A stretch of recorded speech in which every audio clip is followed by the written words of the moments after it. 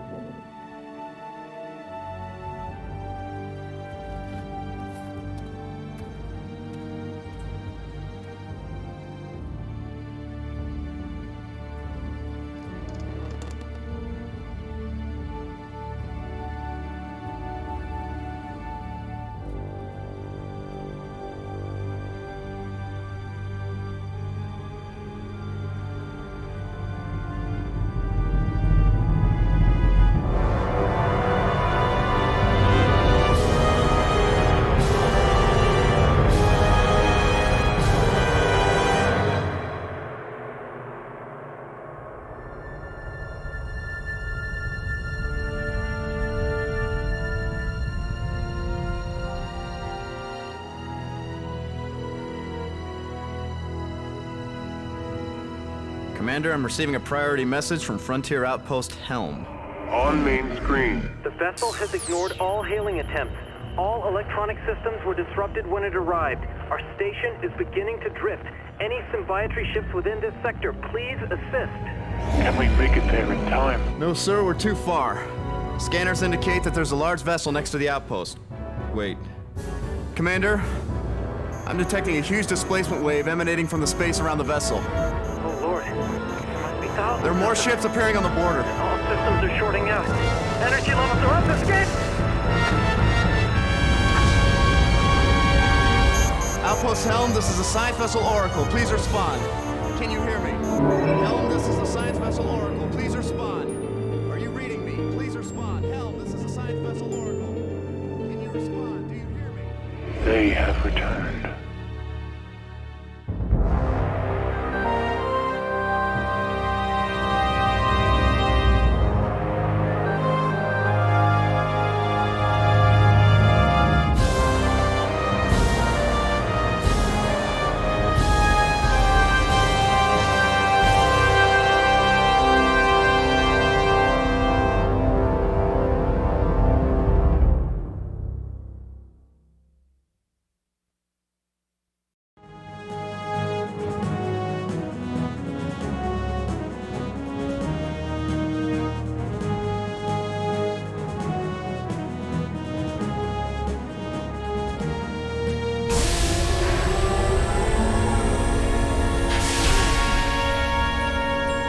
Remove the power cores. But sir... You have your orders, Dalton.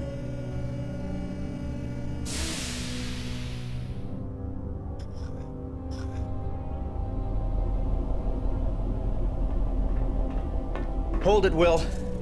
Agent Blackwood. The decree was just handed down from the Earth World Senate. We can't just shut everything down. This is insanity. We have a responsibility to safeguard history, Commissioner. That responsibility has been revoked. All time travel operation has been suspended. Gage, this comes from higher up. What about Agent 3? She's still out there hiding in the stream. We already know what she's capable of. We can't shut down TSA with her at large. The Agent 3 case has been closed. There's no evidence she's survived. We've scoured the time stream for a month and turned up nothing. She's gone, Gage. She knows exactly how we coordinate pursuit missions. With her training, she could easily be avoiding detection. We're making a tragic mistake, Jack. I have orders to deliver all jumpsuit cores to the World Senate. I will appeal there and fight this with all my influence. Until I settle this, I need you to uphold the suspension and take command of the TSA. Can I count on you, Gage? Yes, sir.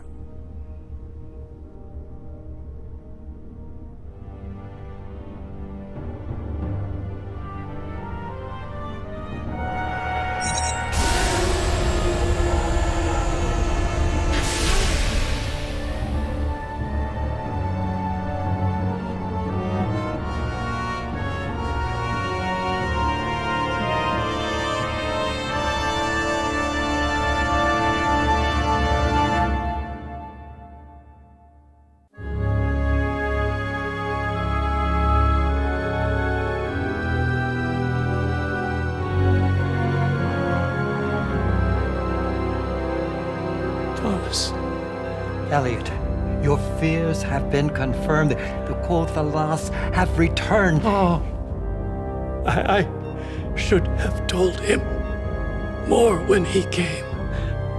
Now my people, my planet, are in terrible danger. Old friend, I need you to do something for me.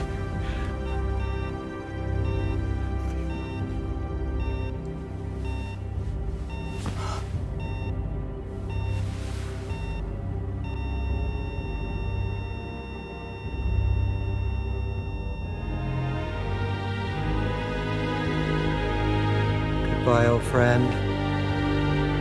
May you find peace at last.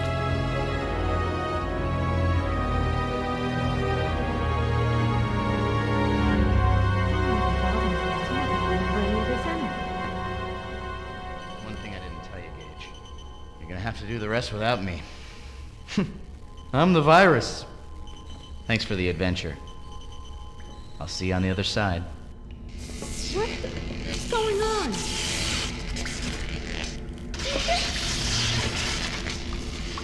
What did you do? What did you do?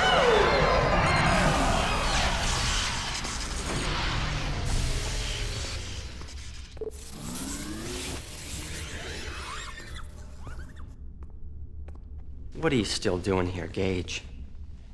I was hoping to jog some memories of this. It's strange. I don't remember anything of Arthur. It's not strange at all. You were mind-wiped. Those synapses, those memories are gone. Those events had to be selectively erased. I know I shouldn't remember him, but I feel an absence I can't explain. When Agent 3 captured me, Arthur sacrificed himself to save my life. From these logs, I can tell we endured a lot together. I can't recall a single moment.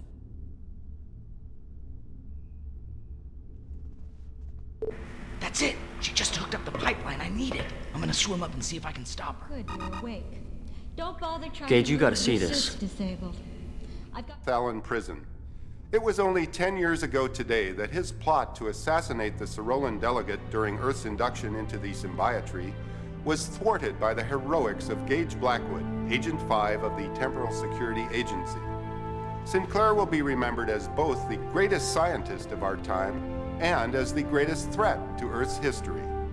Once again, Dr. Elliot Sinclair, the father of time travel, has died at Vegathalon Prison. Warning. A temporal distortion wave has been Not now! I've pinpointed the rip. Origin Mediterranean 1262 BC. It's caused a... Gage, there's a temporal distortion wave heading towards the president. It's amplifying exponentially. Agent 3, she's finally made her move now. The TSA is completely crippled. Will, you have to install a new core for my suit. Commissioner Baldwin took all the cores. We don't have time to construct a new one. There must be something. What about reactivating the Pegasus device? That old time machine? Not a chance. It's been shelved for years. Gage, we're suspended. We don't have many options. Forget the suspension, Will. That wave will rewrite history. There must be a way to stop it. You're hiding something from me. Damn it, Will. Tell me how to go back while there's still time. There's one very dangerous possibility. Follow me.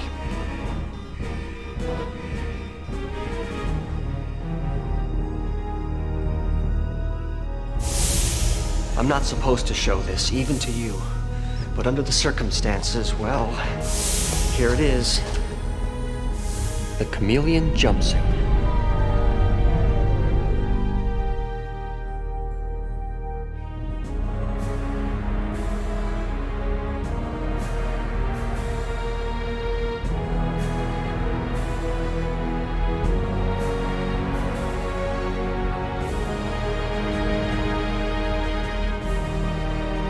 How long have you been keeping a secret from me? I began working on the prototype about a year ago. It utilizes holotechnology, allowing an agent to assume any virtual disguise in its database. It was intended for your deep time research unit. Someone performed a stream dive with it? You'd be the first, but I suppose that's nothing new. Gage, if you go, Commissioner Baldwin may never grant you another command again, or worse. Baldwin knows it's my job to preserve history, Will. He'll understand. If he doesn't, then I guess I'll be cellmates with Agent 3 when I get back.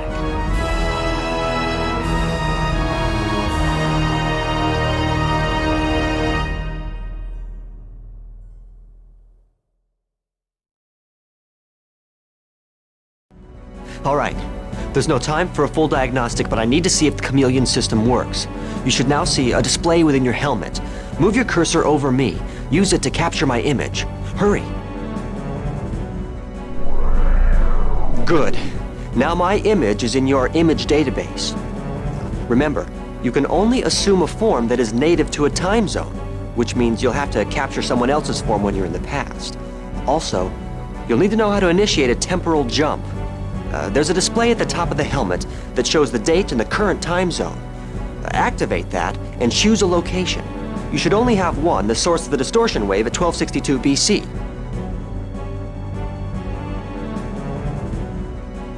That's it. The rest is up to you. Good luck, Gage.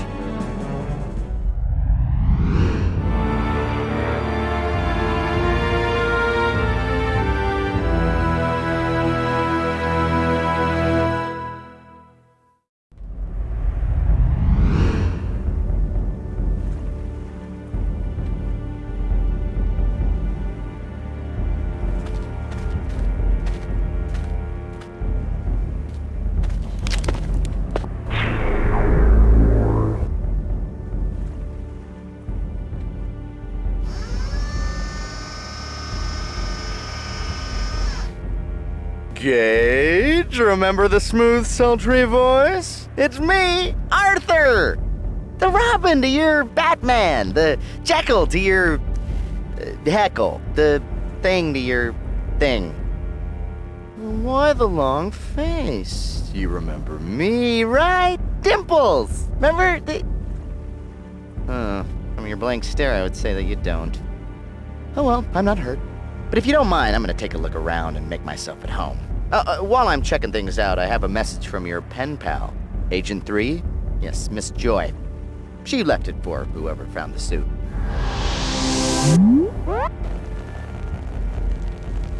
My jumpsuit's the cause of the distortion wave. Once Arthur sends it to the TSA, the crisis will be over. I know everyone believes I'm a traitor, and I can't change that now. But what I have discovered is so incredible that I'm willing to turn myself in. But I can't risk being imprisoned before my discovery's investigated. So, you will follow my trail and see what I have seen. I have hidden 3 pieces of a time code that will lead you right to me. The first code piece is hidden in this environment, not far from here. Arthur has the coordinates for the other 2 time zones. You will soon figure out why I placed the codes where I did. In 2 of the environments, you want to go to the highest vantage point, but in the other, go to the lowest. I implore you, keep your eyes and your mind open, and remember that your first duty is to history. The good news is, I know why you don't know me. The bad news is, you were mind-wiped. 2 months ago, you were taken from the past to help save your neck in the future. Together, we stopped Agent 3's plot to frame you. But I got zapped into the time stream with her in the process. Once your name was cleared, the TSA sent you back to your own time without any memory of the adventure, so you don't remember me. But we're back now. Together we'll find Agent 3 and bring her back alive. Oh, this will be more exciting than a pair of pants full of geckos.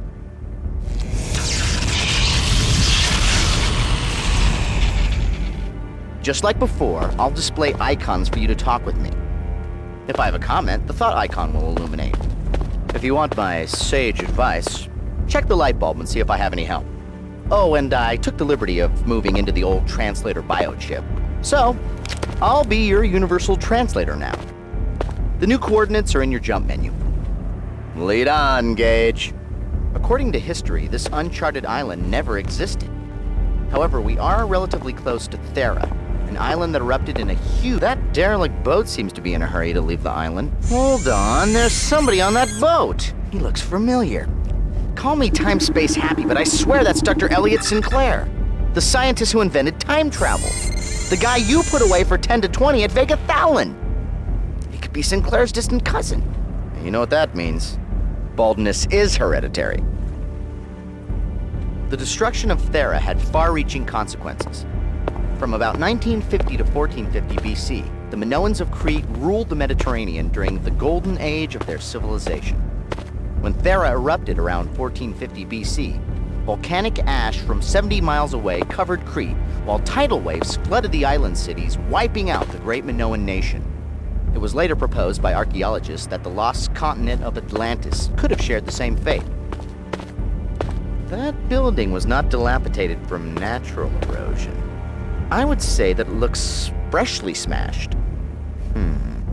Who would have it in for a windmill?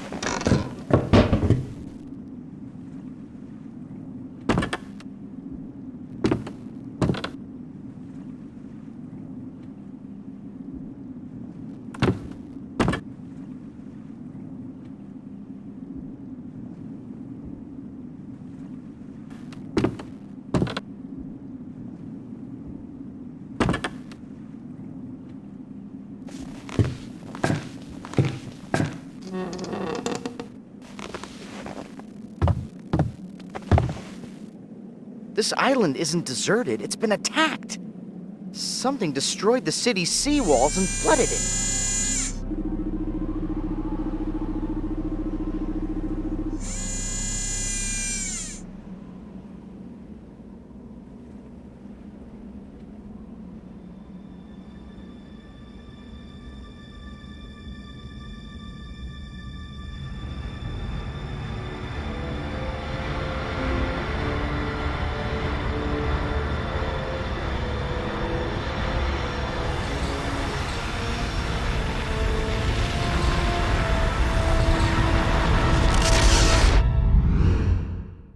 That Cyrolan ship completely leveled that building. But the Cyrolans are supposed to be the good guys. The founders of the symbiotree. Why would our allies attack? We need to get to the bottom of this. Let me check out the time code. The time code you found is 1/3 of a temporal coordinate. With the other two pieces, I can triangulate Agent 3's location. Well, you found one of the codes. I assume I have your interest piqued. Now, find the other pieces. There's still much more to see. The nerve of her! Coming in here, taking over my space. Next thing you know, she'll be cleaning up my workbench. We're in a null time pocket, Gage. If this place was a verb, it would be...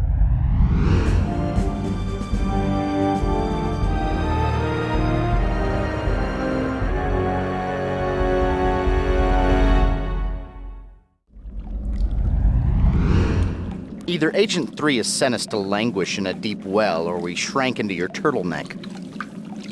If this is a well, then one of my wishes is to be in a bigger well.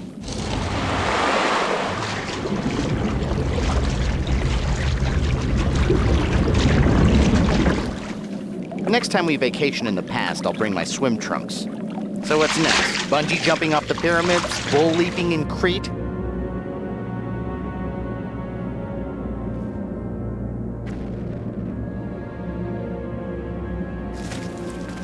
Did you hear that noise? Sounds like there's some kind of commotion going on in the distance.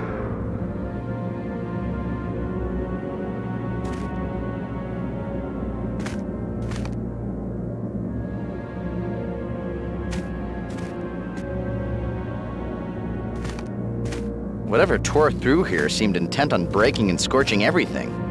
From what I can tell of the remains, the former culture was very advanced, and judging from the shape of this plateau, they mastered terrace farming techniques.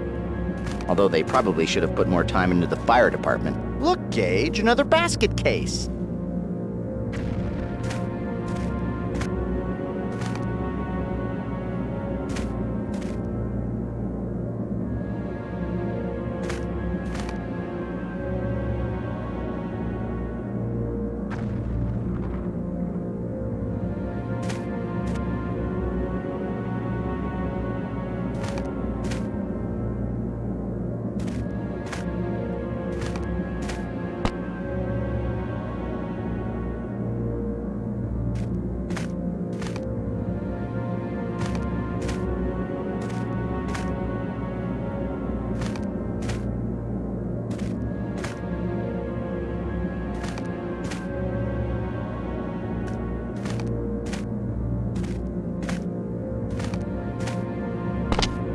How typical.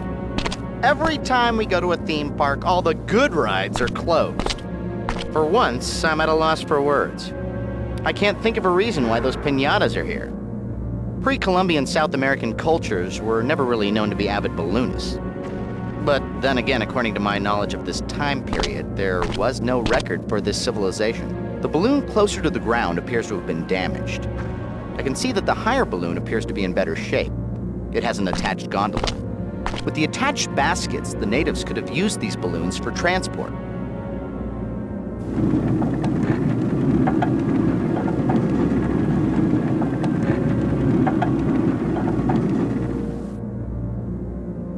Not exactly the prettiest balloon, but it definitely maybe should fly.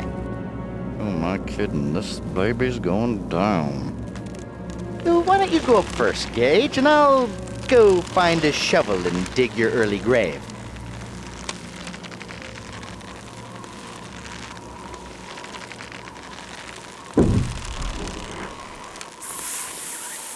Do you hear a hissing noise? Yes, I'm quite aware of how annoying that is.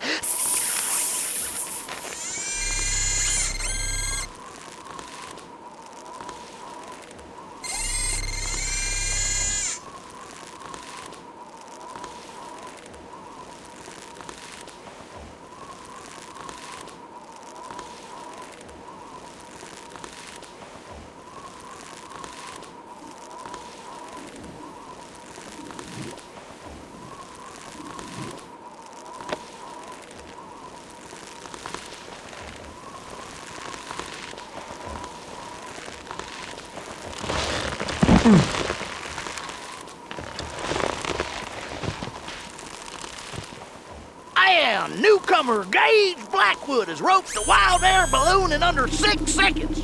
That makes him our new rodeo grand champion.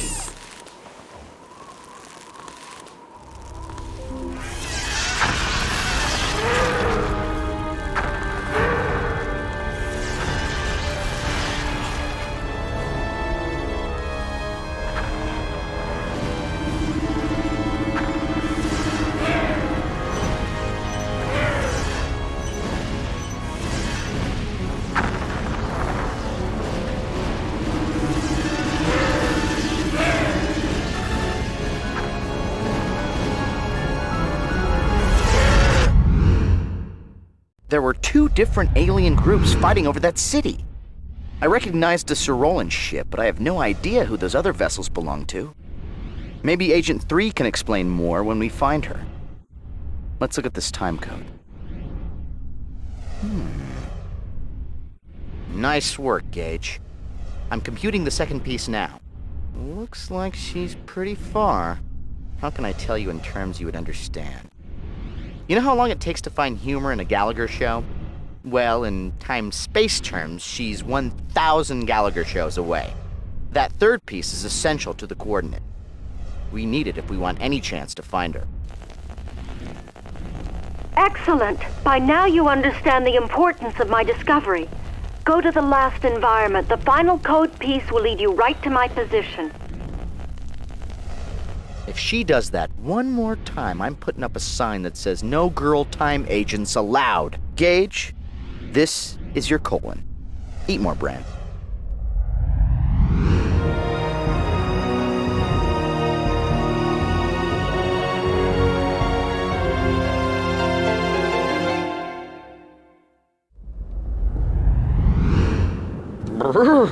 It's cold. I think we just arrived on Agent 3's shoulder. From the state of things, we just missed the avalanche that tore through this building. If we invent the toboggan centuries before its time, we could sell them to local Tibetans and be gazillionaires in the future. Abusing time travel how?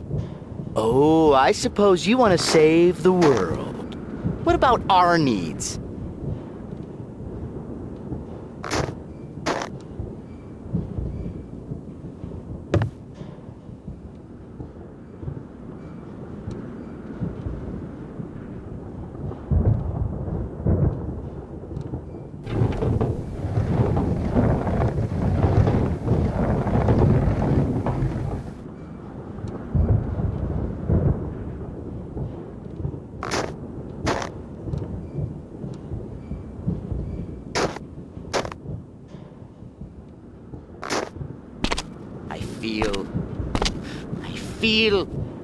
I feel like yodeling.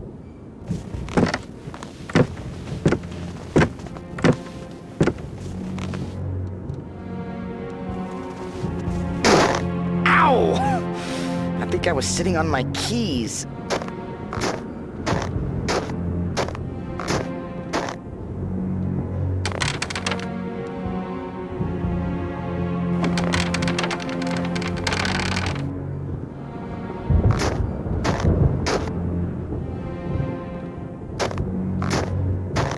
Just think, if we were in the Magic Kingdom, this would be Tragedy Land.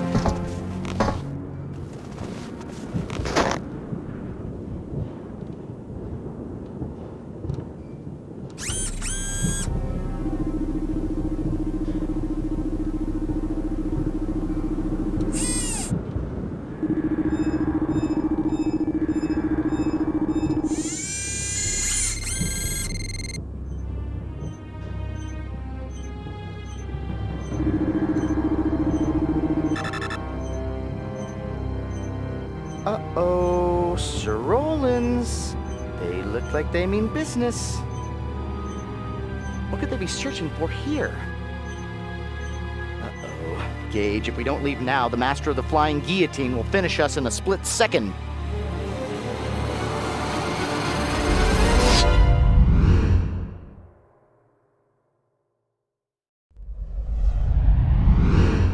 We've got her! Computing her position now. According to these coordinates, Agent 3 is hiding 14 days before your present time on a different planet. Possibly Jupiter or Saturn. Okay, I have her position now. Be ready for anything, Gage. Now you know that aliens destroyed Atlantis, Shangri-La, and El Dorado. Imagine how history would have been different if those cities were spared. The TSA must know of our discovery. With the last timepiece, you should have the coordinate for my position. I will be waiting.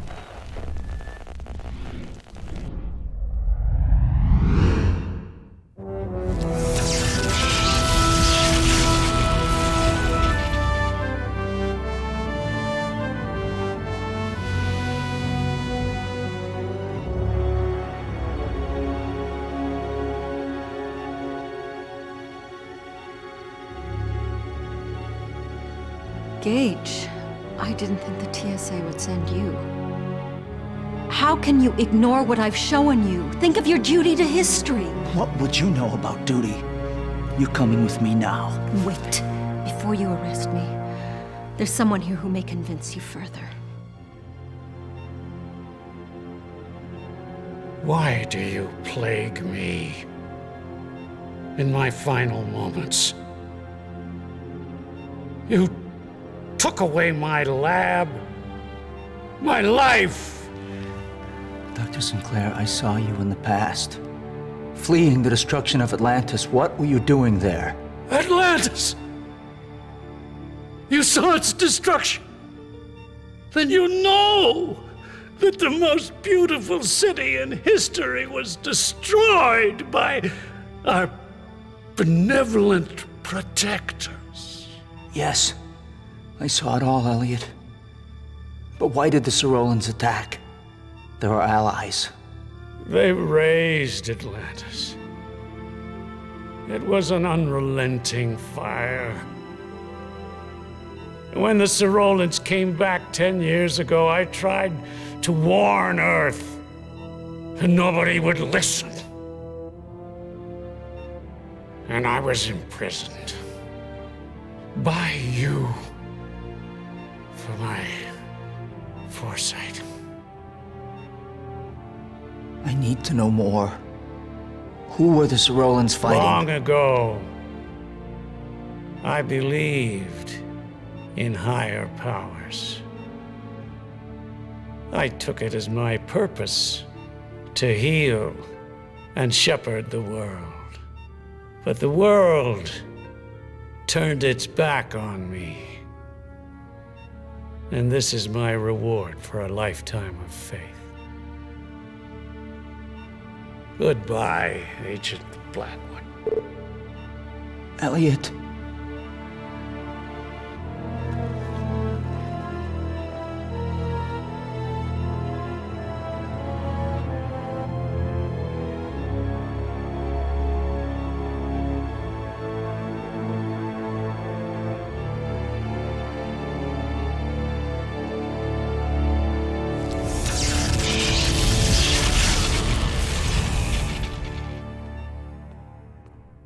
Can anyone around here follow orders? William, the chameleon prototype was top secret. You're in this just as deep as Gage is.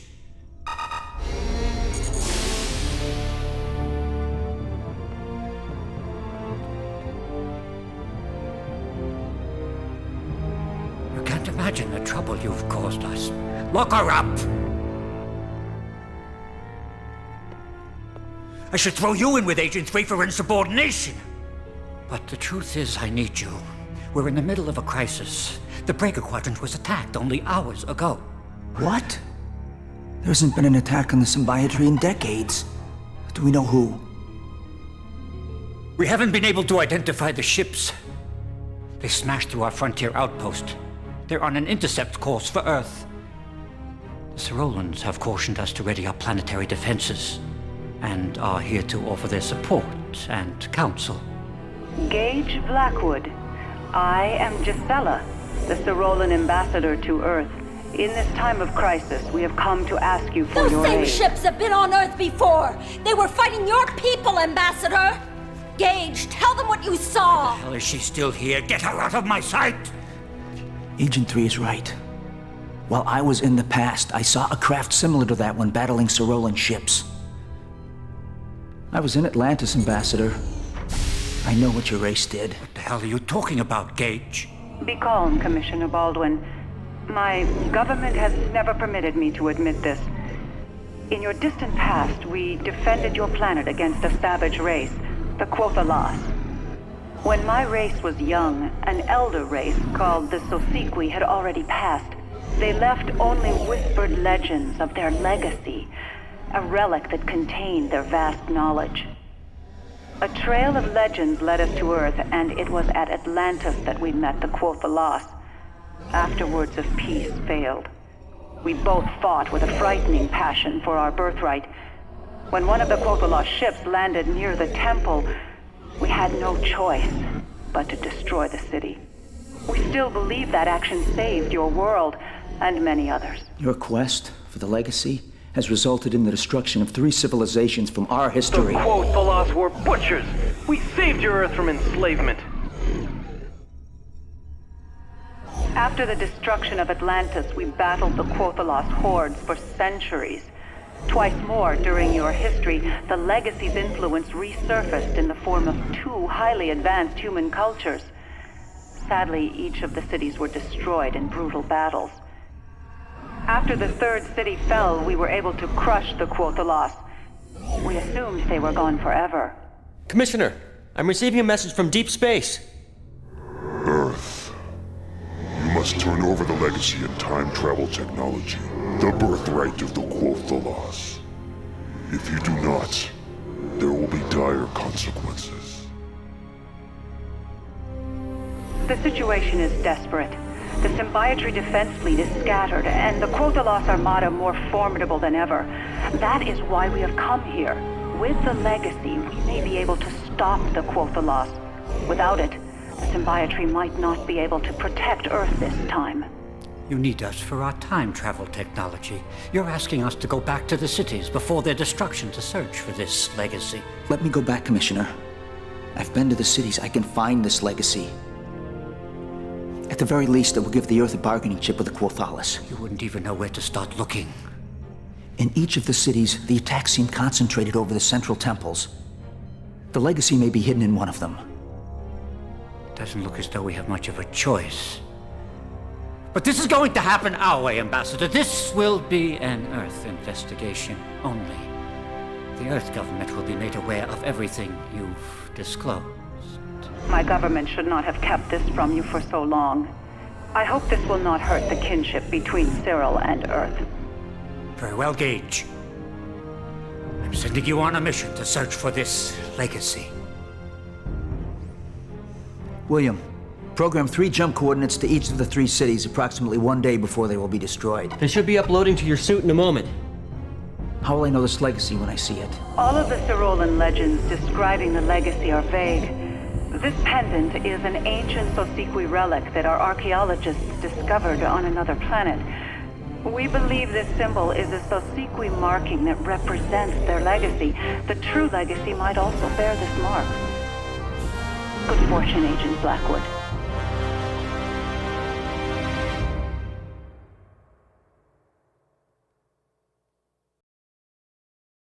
Meanwhile, back at the Batcave.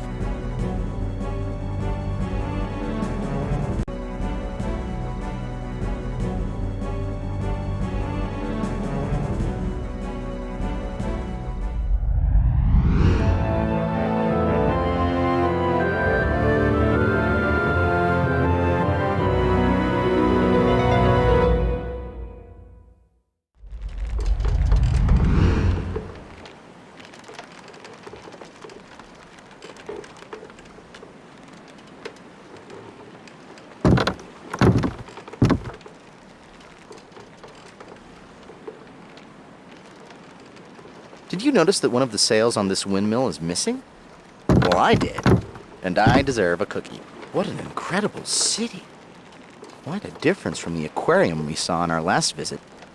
Judging from the caldera crescent shape of this island, I would gather that it was once an active volcano.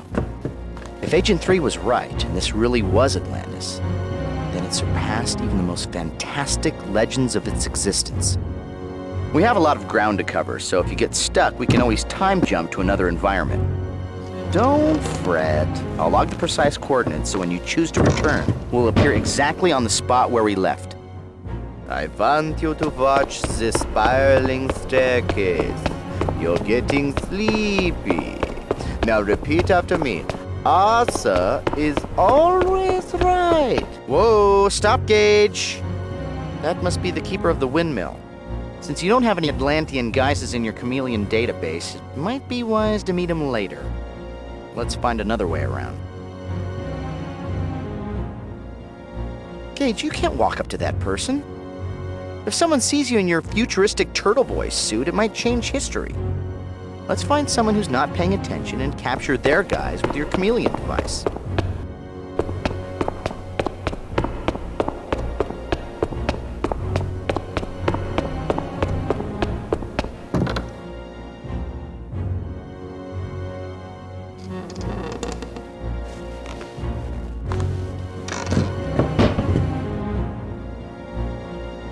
The gears of progress. Look at how they turn. The gears of Gage's mind. Smell them as they burn. See, a little poetry. Cute? No.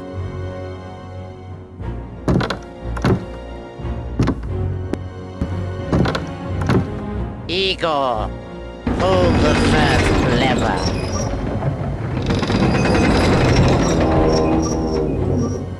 Few more turns, Gage. Heave! Put your back into it, laddie.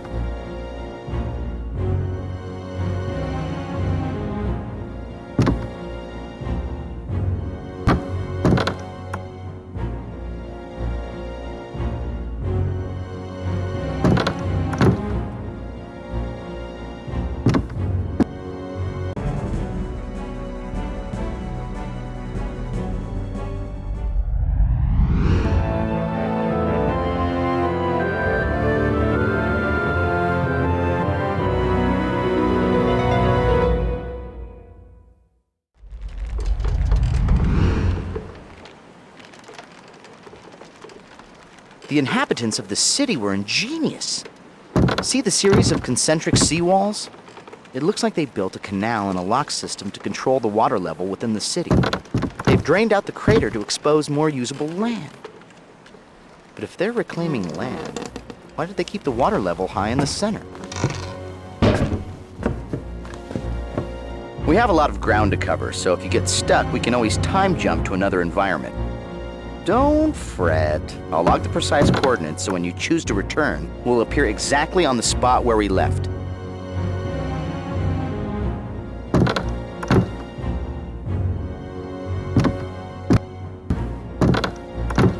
Igor, pull the first lever.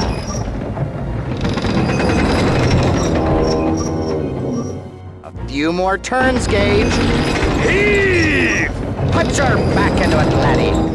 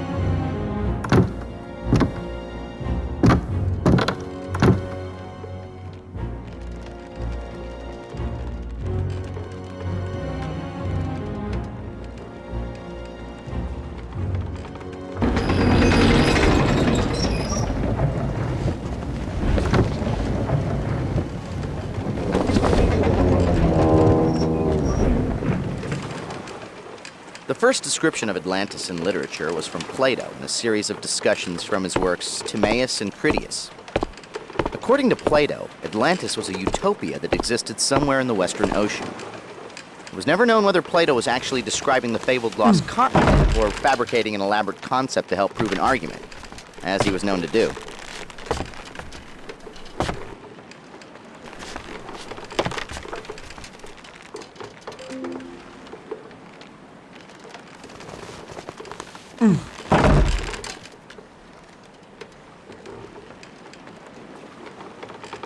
Remember, don't look down. I told you not to look down.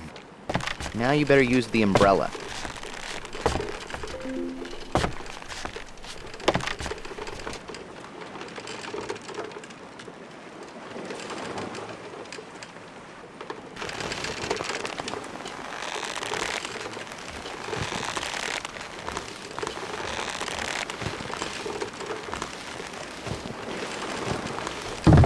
Avast, ye landlubbers. Ye face Arthur the Terrible and Blackwood the mildly terrible, but still righteous mom. Strike ye colors. Sorry, Gage, but you can't go any further. There's a native just out of sight ahead. You're going to have to assume a chameleon guise before you can go that way. Luffy, what kind of cruise ship is this? No skipper, no Marianne, no professor? Probably no shuffleboard or holes in the hull. I'm leaving. Captain's log, stardate 1262 BC. On a routine expedition, we've stumbled upon a strange Atlantean vessel with no crew. I'm hoping to rescue a naive alien mermaid shackled within the brig of this ship. I'm fairly certain that the docked ship is of Egyptian make. What would it be doing here so far from home?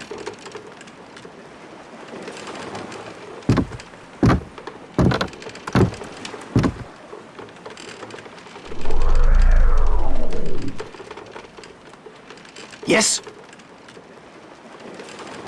A few coins for a blind old beggar? Oh, right. Right, coins.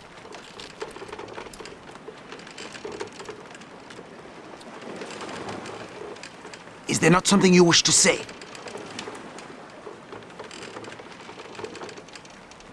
Oh, yes, of course. Where are my manners? Thank you, friend. No, that's not... That is to say... Fear you are not whom I was expecting. I must go now. Very well, then. He's a cagey fellow, but I guess being locked up will do that. Still, he seems to be waiting for someone in particular.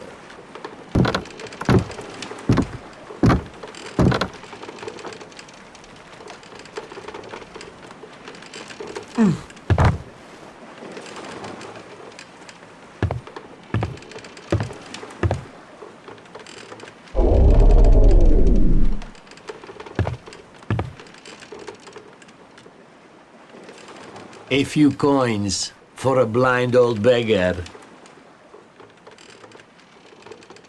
Thank you, friend. Looks like nasty weather. Nasty weather? That's strange. Even a cautious weatherman would tell you that today is a parasailing day.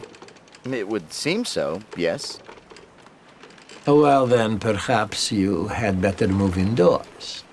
You would not want to be caught in the rain.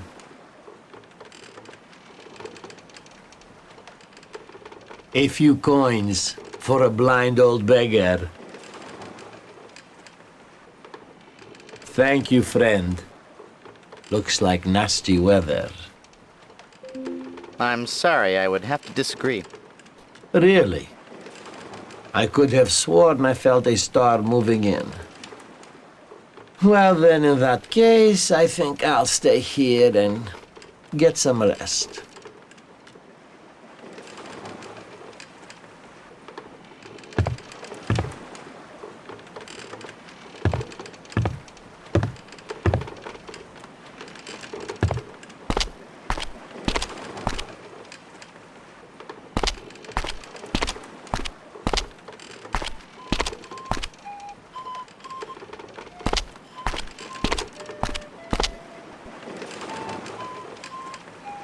It almost looks like he's waiting for a passenger. Maybe the guy is some sort of ferryman. If so, he must know the lay of the land.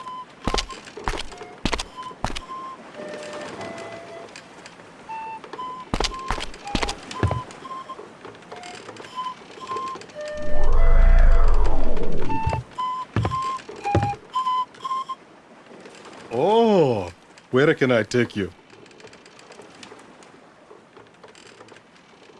The temple. That will be 10 dromoi. Goodbye. Okay then. Goodbye.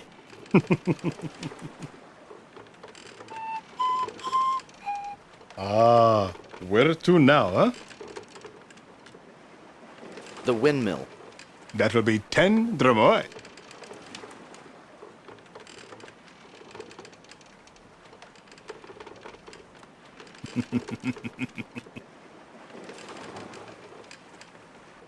I am Kashani, but everyone calls me Kashi.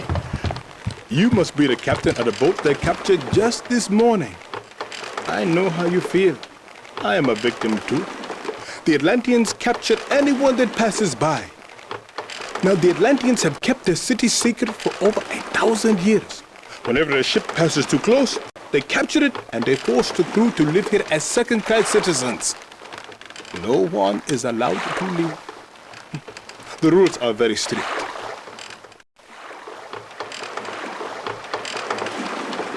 Okay, this is it. Hey, have a good day now.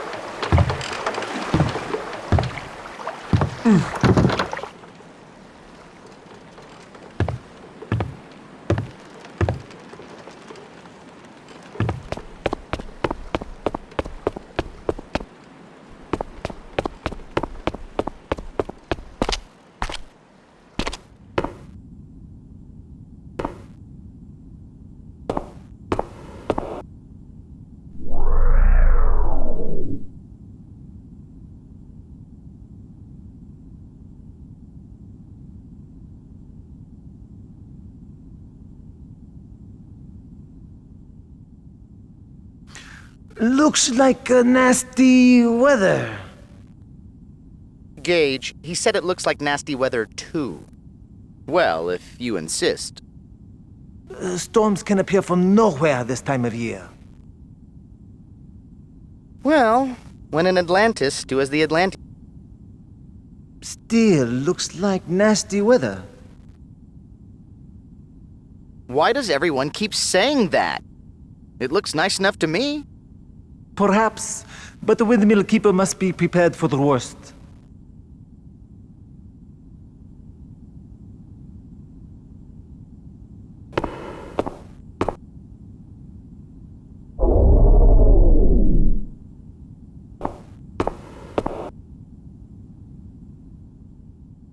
You're not going to find any business here, Kashi. You should go back to your ferry.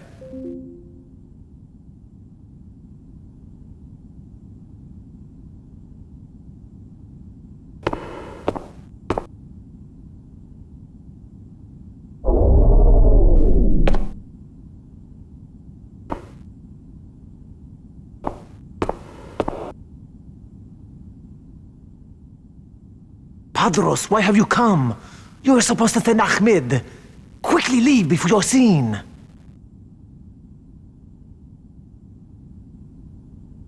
Methinks our friend doth forecast too much.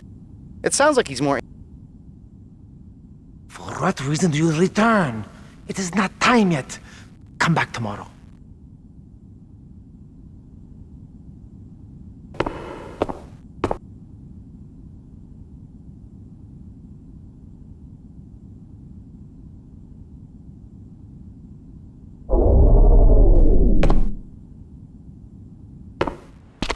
Although Atlantis is often thought of as a Greek civilization, there were many anthropologists who believed that Atlantis actually was derived from the Minoan civilization.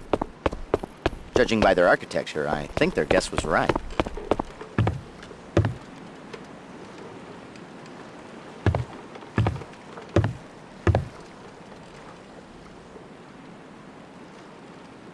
Ah, so where shall I take you now, huh? The dock. That will be 10 dromoi, please.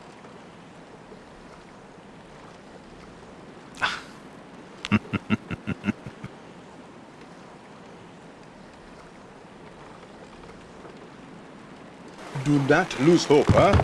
You are not alone. Many of the non-natives refuse to live as captives. They have formed an underground resistance group and are planning to escape the island. Last I heard, they were almost ready. They will probably contact you soon if they have not already. Hey, do not tell anyone what I have told you.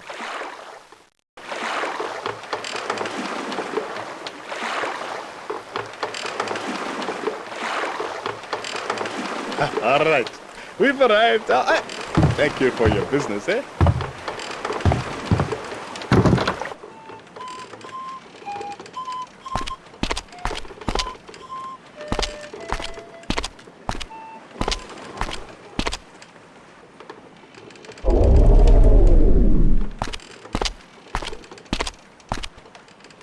Those large earthenware containers strewn about the docks are called pithoi.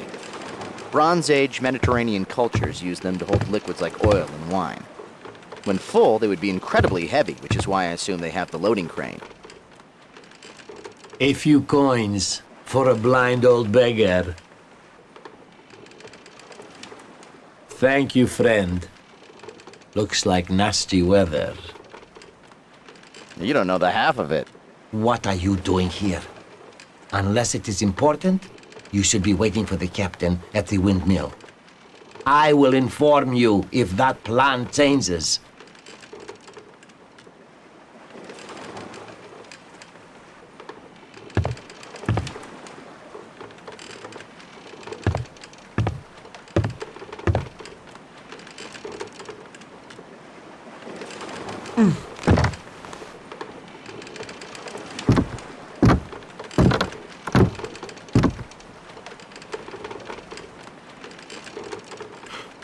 Amun! We thought you lost at sea. But now I see the truth with mine own eyes. Your ship was captured, just as mine has been, yes? I think the beggar is who he's expecting. Looks like nasty weather. I've been instructed not to speak to anyone but my contact.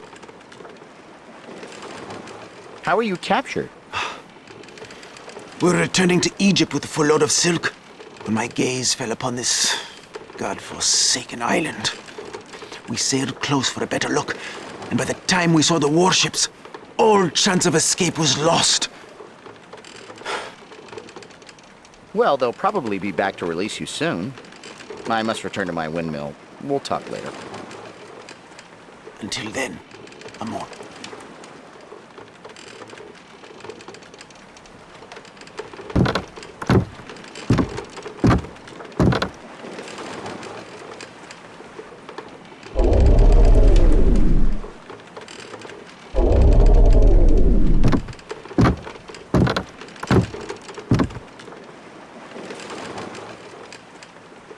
Do not frown upon me with those eyes.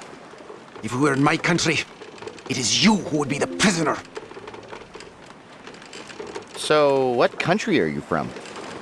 I hail from the proud and strong land of Egypt, the land of pharaohs. Why are you tied up? You ask me? It was your ships that attacked, unprovoked, and brought us here. If it were my choice, we would be far from this miserable little island by now. Looks like nasty weather. I've been instructed not to speak to anyone but my contact. I can see that you don't want to be disturbed. I'll go now. Praise Osiris! Some peace at last.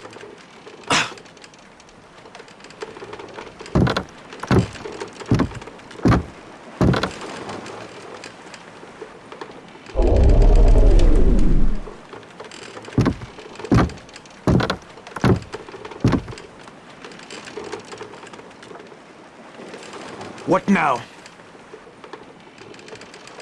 Looks like nasty weather. Yes. It may even rain. So you are my contact then?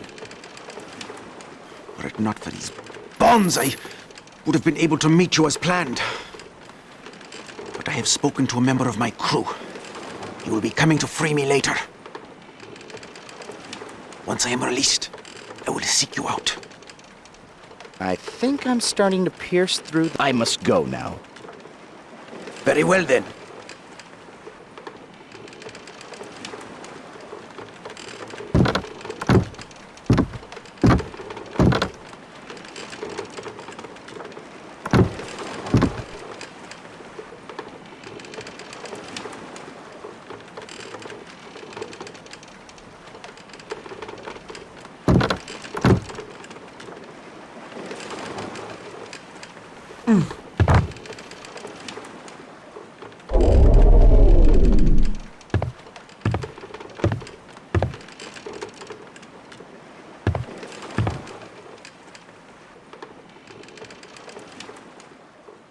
A few coins for a blind old beggar. Thank you, friend. Looks like nasty weather. Yes, it may even rain. Ah, good. I am glad to see that they finally let you off the ship. My name is Padros the Atlantean. Let me start by saying that I make no excuses for my people. They have no right to treat you this way. I wanted to meet with you to give you a chance to escape this prison island. There is an underground network of captives who are willing to risk their lives for a chance to return to their homelands. I have been meeting with them to organize an escape. With my knowledge of the island's inner workings, we have come up with a solid plan. We leave tomorrow, and we would like you to join us. Why do you call this a prison island? Yours is not the first ship to be captured by the Atlantean fleet. The people of Atlantis go to such lengths to ensure that their private utopia remains unspoiled by invaders or trade. But what makes it a utopia for native Atlanteans makes it a prison for their second-class citizens. No one is allowed to leave. You will never see your homeland or your family again. Nor will you be granted temple rights.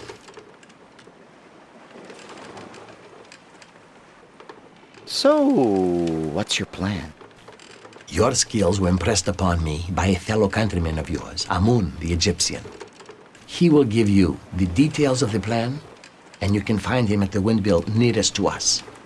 When he asks about the weather, tell him it is going to be a long winter.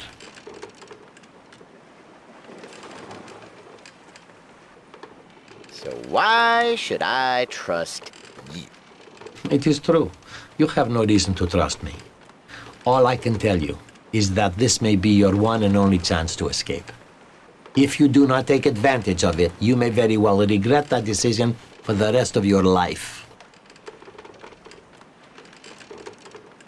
I don't know. It sounds pretty risky. What if we're caught? Death will most certainly be the punishment for this crime. But even death is preferable to living as a prisoner.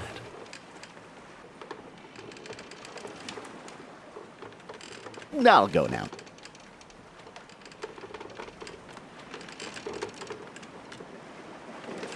Coins for a blind beggar.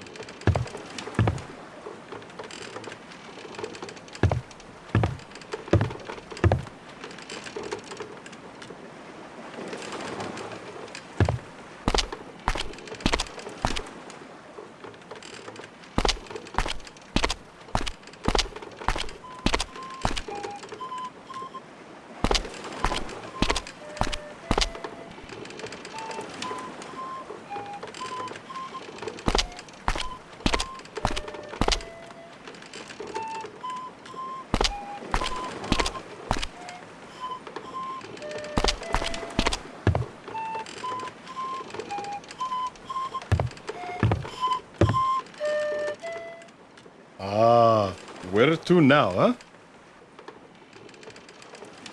The temple.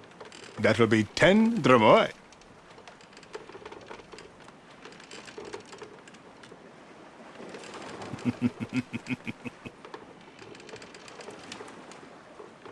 You know, in Nubia, we lived on the Great Nile, and we had a saying, the river floods so that life may begin anew. Because sometimes life has a plan all its own, and there's nothing you can do. So you might as well make the best of it. Besides, life is not so bad here. Most of the people are friendly. I have a roof over my head and food on the table. The resistance offered me a chance to leave, but I decided to stay. No, this is my home now. Here it is. Hey, take care now, huh?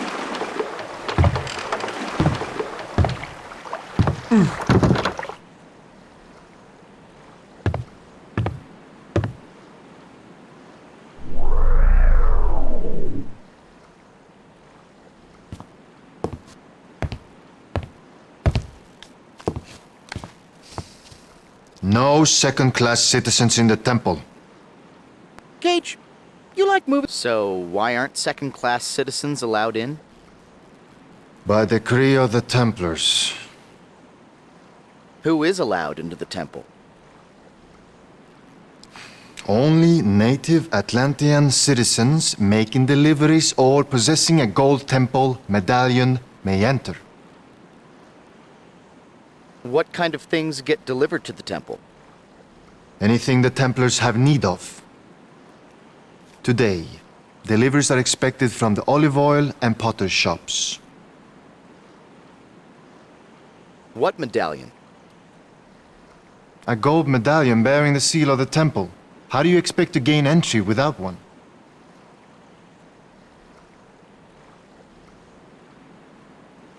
Well, then it would seem that I'm not going to the temple. Good day.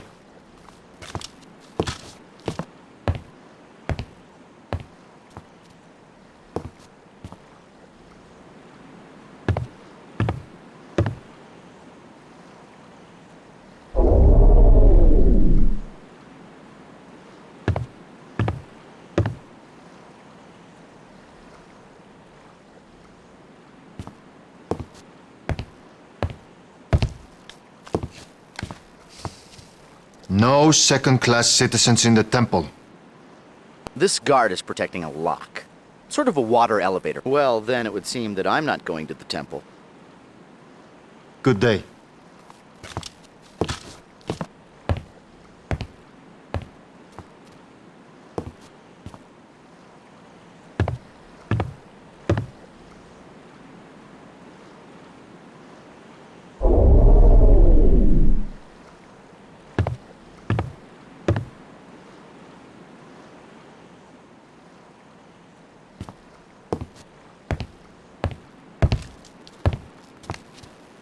Padros, you blaspheme the order, and you have the nerve to come crawling back?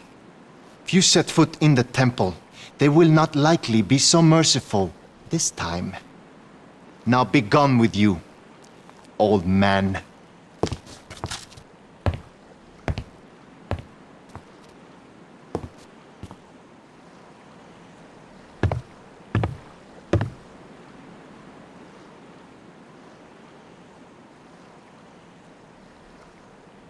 No, not this time. Look, I have to make a living too, you know. Try your luck with someone else. I'll pay back what I owe you. I see the wine and song of your festival as loosened pockets as well as tongues. Look, do yourself a favor, huh? Keep your money and try your luck with someone else, huh?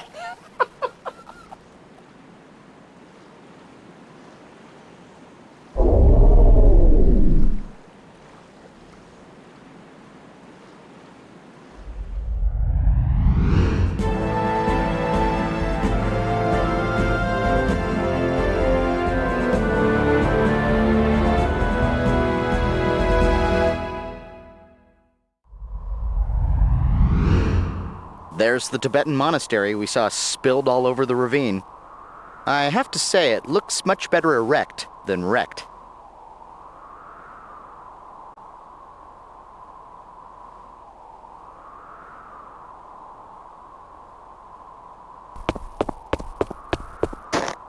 Here, Swiss Miss grows only the finest hot chocolate beans. In all likelihood, that human roadblock is a Buddhist pilgrim, and from his ragged appearance, he endured a difficult journey to reach this place.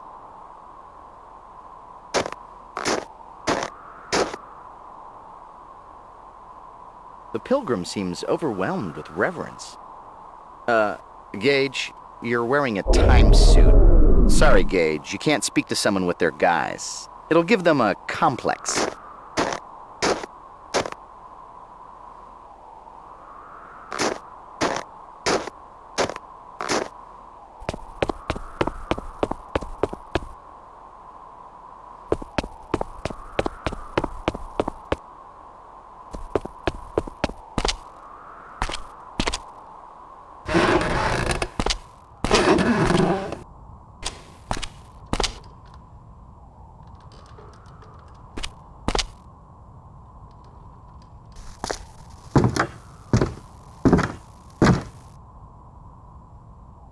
From his uniform and square shoulders, I would guess that guard is a warrior monk known as a Dob-Dob. The guard's so nice, they named him twice. For protection, Tibetan monasteries allowed Dob-Dobs to practice the arts of war. Think of him as a monk with an attitude. And that attitude is, I don't like you very much. Greetings, stranger. Do you wish to cross the bridge? No.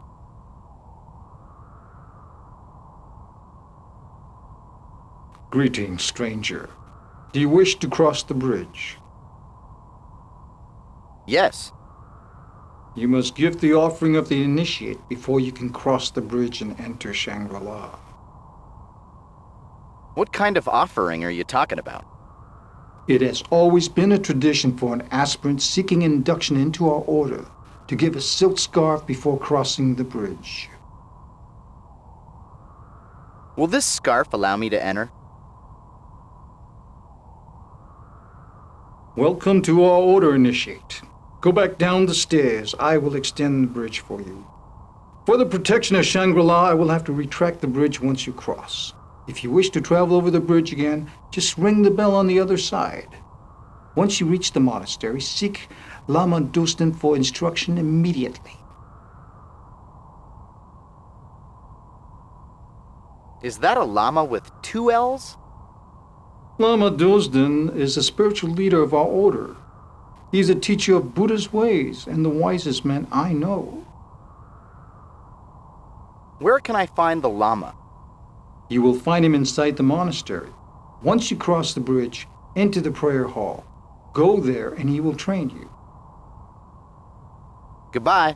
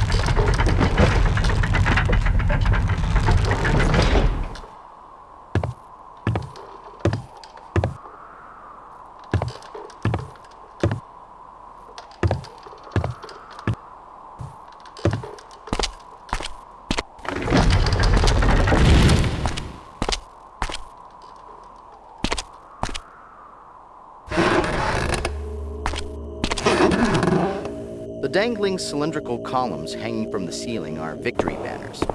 They represent the victory of Buddhism over ignorance and death. That other banner represents the victory of the Boston Dob-Dobs over the Nepal Red Yaks in the 44 series. The dangling cylindrical columns hanging from the ceiling are victory banners. They represent the victory of Buddhism over ignorance and death. That other banner represents the victory of the Boston Dob-Dobs over the Nepal Red Yaks in the 44 series. A new initiate. Welcome to Shangri-La.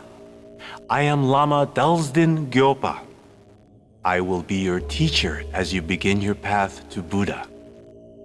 We lead simple lives dedicated to alleviating the suffering of the unenlightened. We constantly meditate to improve ourselves so that we may one day find nirvana. It is a hard existence, but a good one. You undoubtedly have questions. Who are the unenlightened?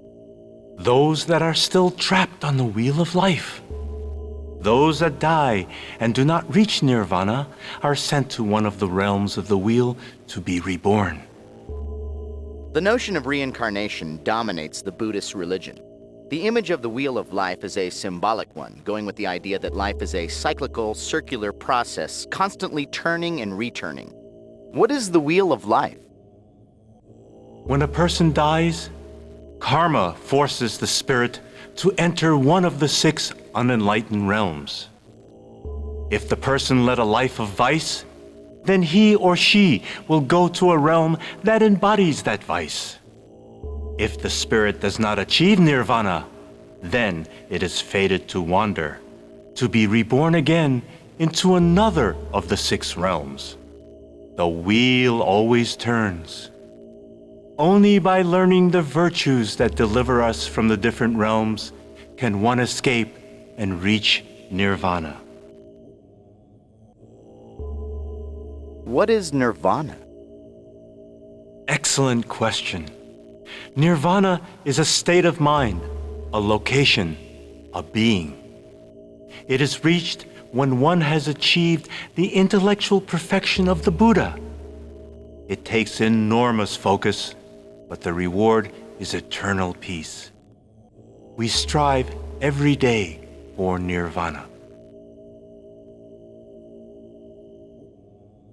Goodbye. Now, initiate, explore the monastery and pay respects to the shrines to begin your new trek for inner peace.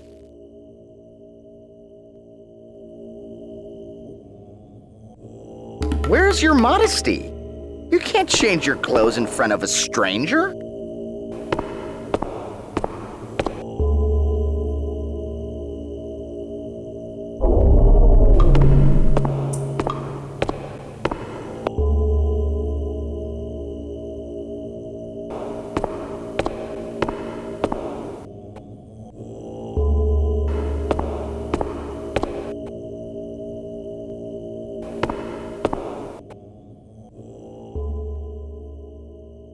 Hello, Tagpo.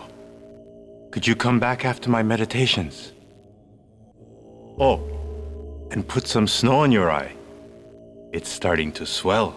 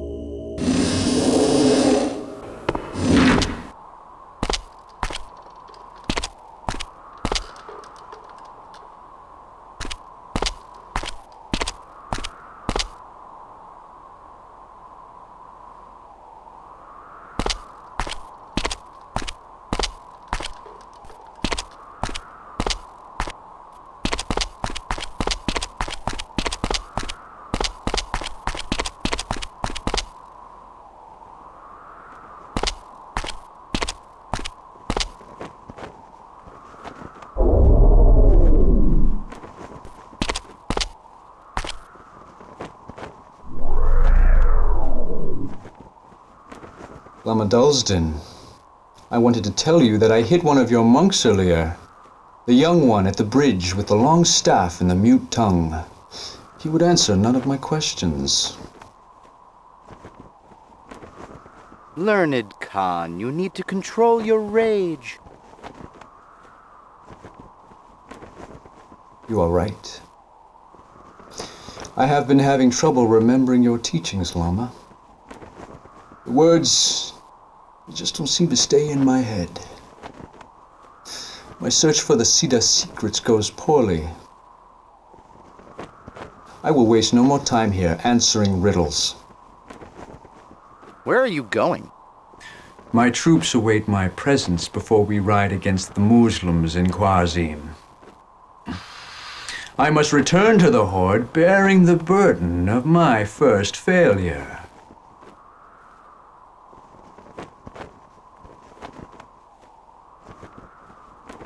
And who is this Siddha? Still testing me, huh? Well, I remember the tale. Biwa'a was a young monk who studied here over a century ago. Somehow he abused his powers of faith. He died soon after and was denied nirvana because of his corruption, forcing him onto the wheel of life. You and the other monks seem to think that he will return one day. What do you recall of the Wheel of Life? Wheel of Life? Bah! I never did believe in reincarnation. But somehow I know the secret of transmutation is involved with the wheel and the 6 realms of unenlightenment. I thought The 6 shrines around the monastery were connected with the Siddha's secret, but I couldn't find it. Tell me about transmutation. It's the power to turn one element into another, lead into gold. I needed to arm my horde. Rebellions in the east are draining my resources, and my campaign is becoming desperate. And now, my search here has failed. Tell me what you know of the Siddha's secret. Always questioning what I have learned. You are stubborn. The Siddha was supposed to have discovered transmutation. Tell me about transmutation. It's the power to turn one element into another, lead into gold. I needed to arm my horde.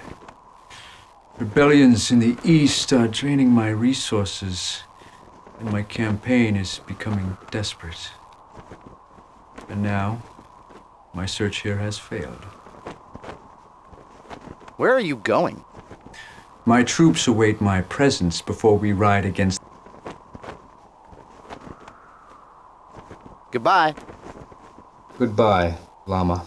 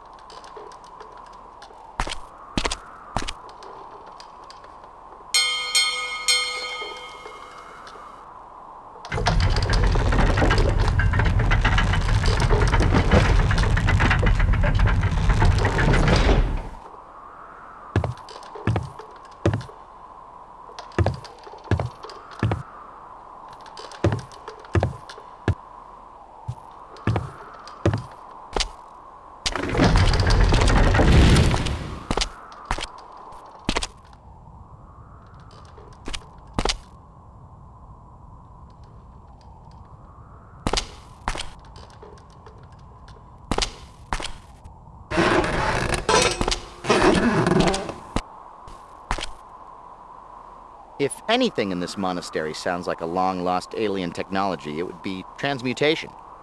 I don't think the Sosikwi who created the legacy came to Shangri-La to teach the monks a more profound way of milking yaks.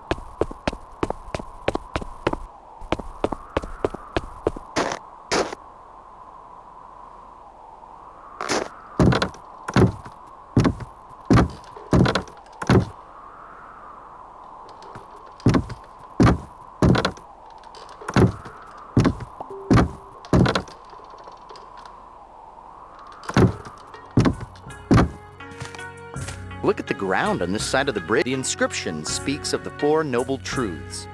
All forms on the wheel of life suffer. The cause of all suffering is ignorance. The true path to deliverance is blocked by vice and falsehood. Knowledge of the virtues will reveal the true path.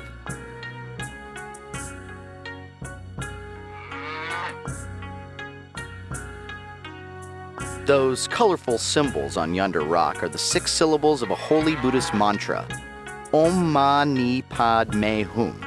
It means Om, a jewel in the lotus.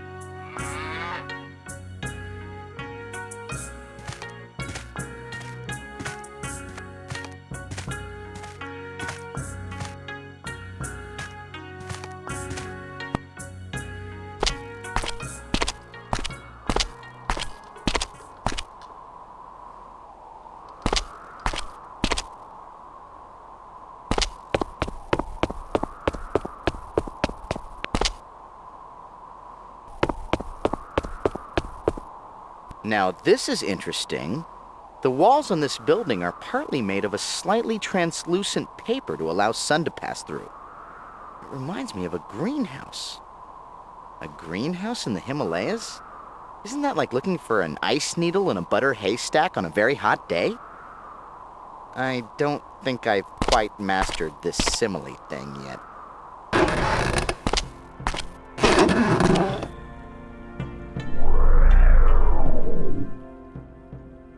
Good morning, brother. By chance, have you been in the steam tunnels recently? Ask him some questions, Gage. Yes, I traveled through the tunnels earlier. Is there a problem? Possibly. I was trying to discover why my plants and crops were dying. It may have been the fluctuating temperatures from the steam tunnels. Why would the temperature in the tunnels fluctuate? Someone could have left the steam tunnel doors in an incorrect position. The heat coming from the steam tunnel is unpredictable. If the wrong door was left open. But I believe the cause of the garden sickness is bad karma. Why do you suspect bad karma? The Pretas adhere to the doctrine of karma. If you hurt the earth, they will hurt you back. If you appease them, they will help you prosper.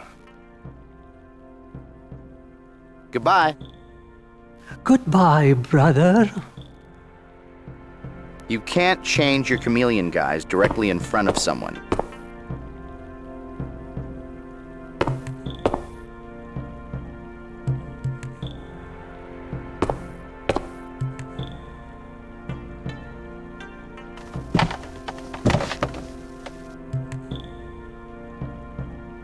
Hey, I've been looking for a knife like that. Let's try and find another one and play Klingon Blood Challenge. Kapach! That means fraidy cat.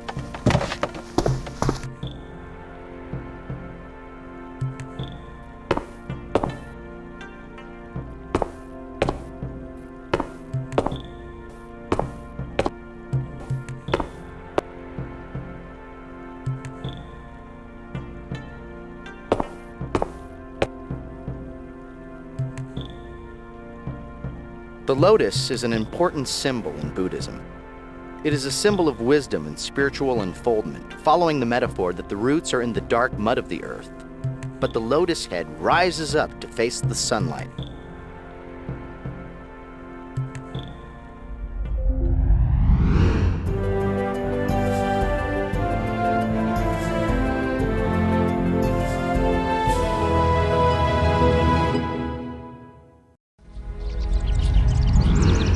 Agent 3 said this city was El Dorado, the fabled lost city of gold. The legend of El Dorado grew after the conquistadors came to Peru in 1530 to plunder the Incan Empire. Driven by rumors of a gilded city whose roads were lined with gold. Sorry, Gage, you can't speak to someone with their guise. It'll give them a complex. According to history, the name El Dorado was coined by Sebastian de Belalcazar in 1535, a veteran of the Inca conquest and founder of the capital of Ecuador. He met an Indian who spoke of a king that sprinkled his body with a fine gold dust before bathing in a sacred mountain lake. On hearing that, Belalcazar called the mysterious king El Dorado, the Golden Man. Today we know that man as George Hamilton. I think if I had a nose, I'd be holding it right now. We're in a stable of some sort. Some advice? Step gingerly while we're in here.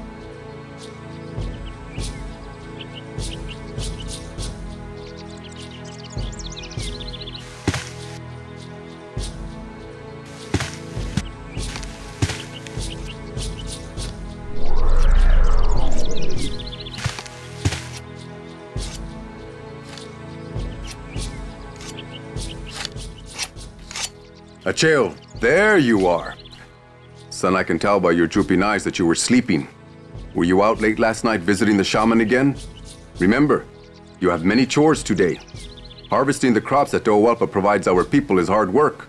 I cannot do it alone. Father, what does the shaman do? Lately, I would imagine that you know him better than I.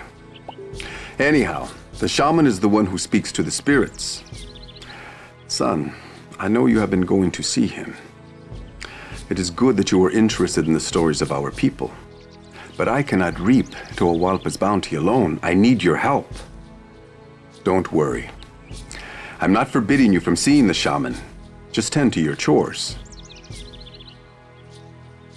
What is a Toahualpa? Tawalpa is the greatest of the four elemental spirits. She is the earth, the strength of stone, and the wealth of soil. It is she who causes the ground to be fertile and the crops to grow. Next time you see the shaman, ask him to teach you more of the spirits. Goodbye, Father.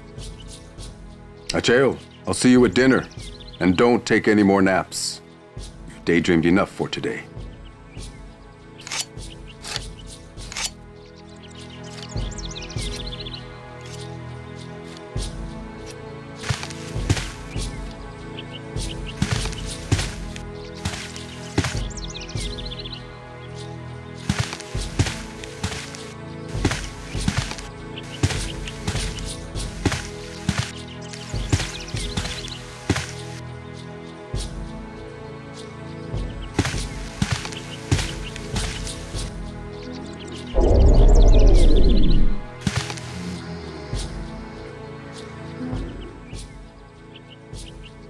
Good morning, Father. I was taking a short nap, but I'll be up and at those chores very, very soon. Why haven't you done your chores yet, young man? I couldn't sleep last night.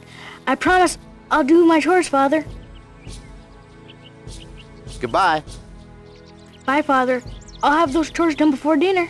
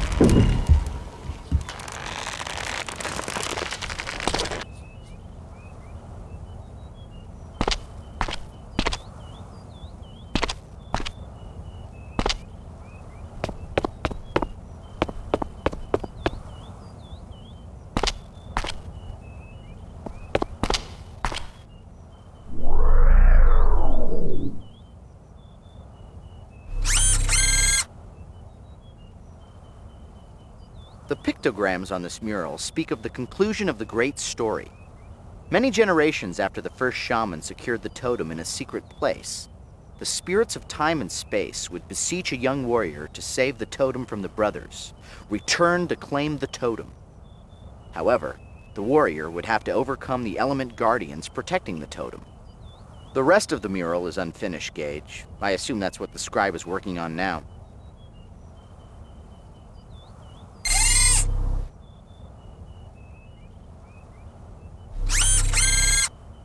The pictograms surrounding the mural speak of the great story and the first shaman.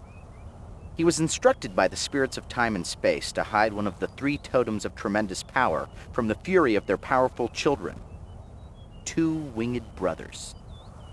To aid him with this task, he called upon the power of the element spirits. They showed him a secret place for the totem. Once the totem was hidden, the shaman bade the spirits to guard it, and they have ever since.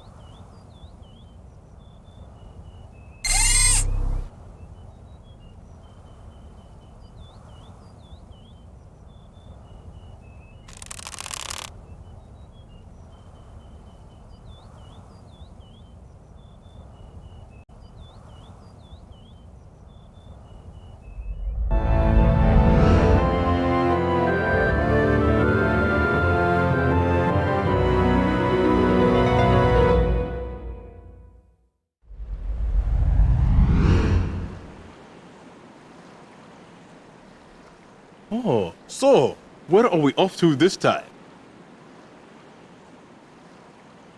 The olive oil vendor's shop. That'll be 10 dramoy.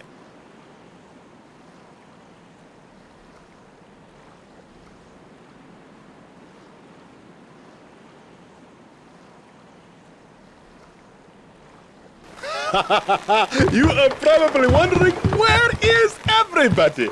Let me tell you, they are all at the festival. Oh, such a celebration you never did see. I call it the end of the world party. Because the way they carry on, oh boy, you would think that there will be no more tomorrow. I think it's in honor of the Earth Mother. But I don't know much about their religion. Since you're not a native Atlantean, I am sure that the olive oil vendor would be happy to tell you all about it.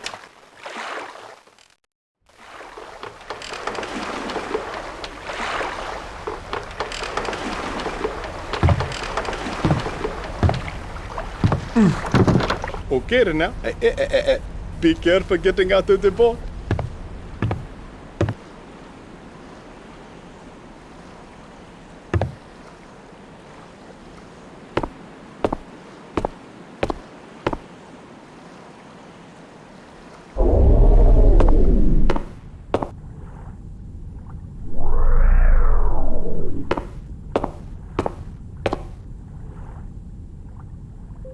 I'm sorry.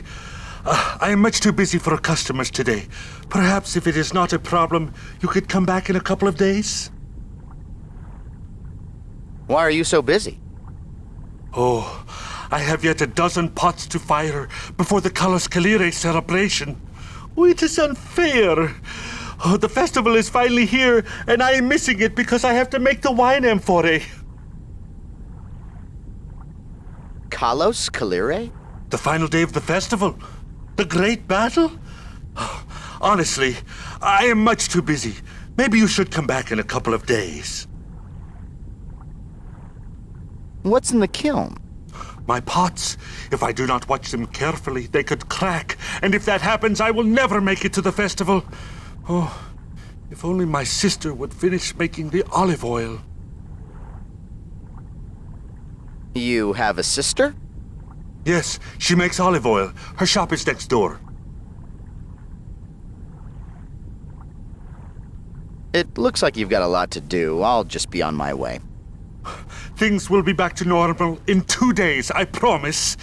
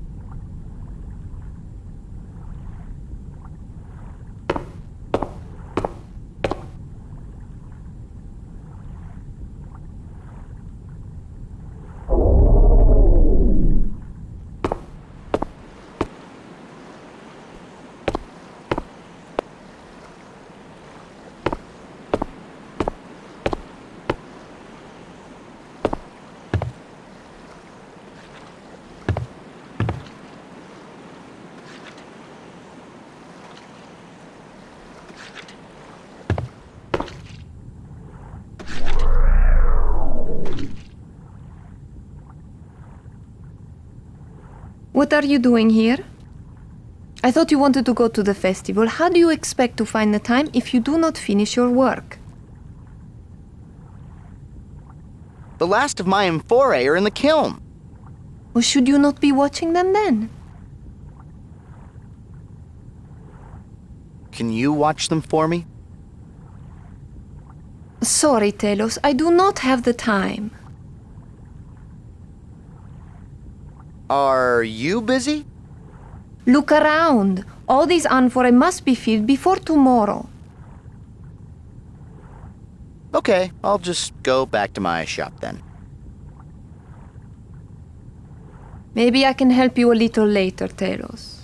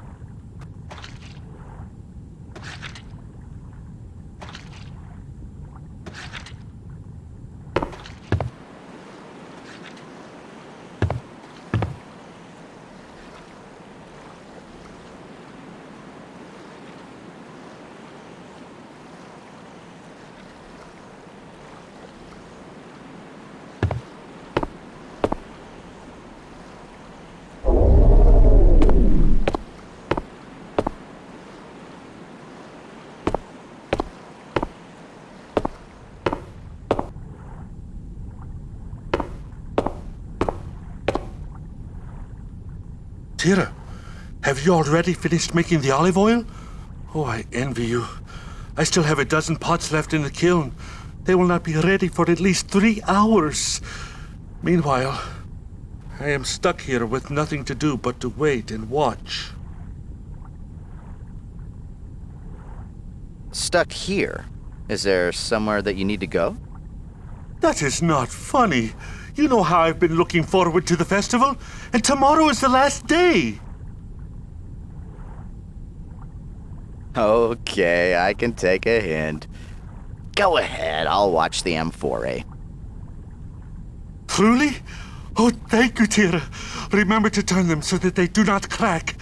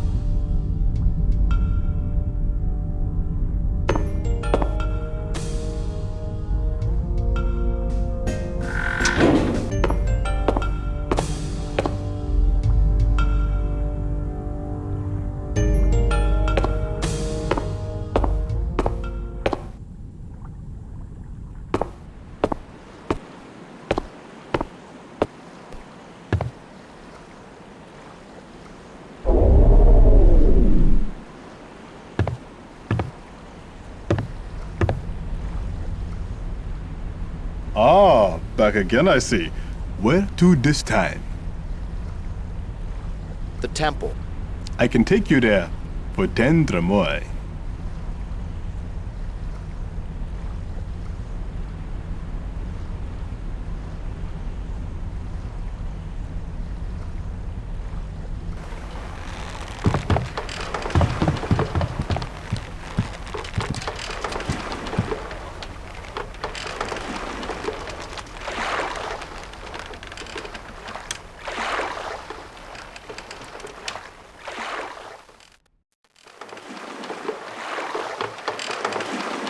Here we are. Oh, watch your step now, huh?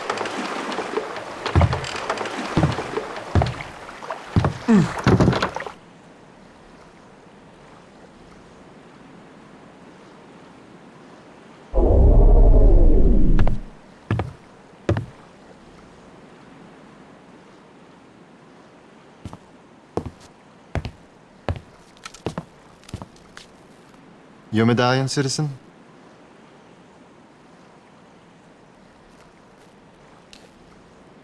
Thank you. Return to your ferry. I will let you through.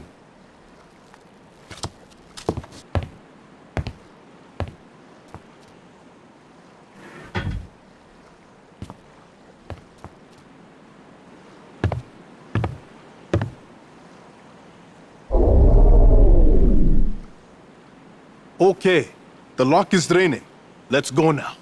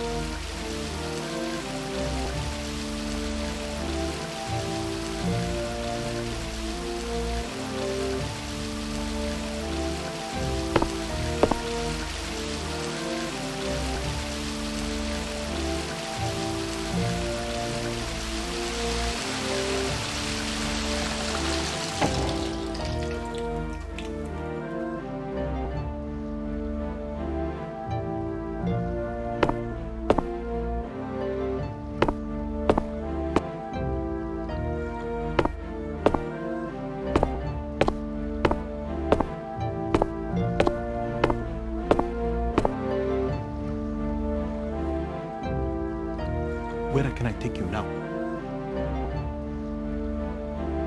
The windmill. That'll be 10 dromoi.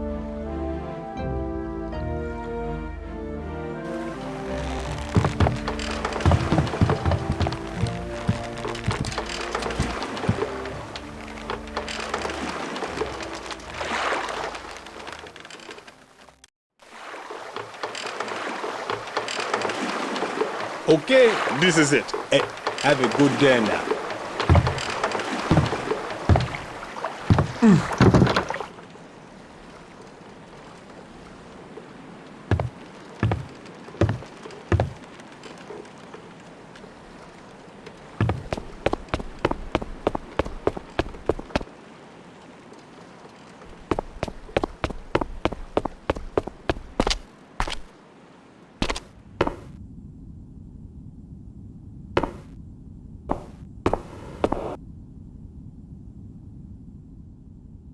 Still looks like nasty weather. Yes, it may even rain. Padros, the blind old beggar, might agree with you.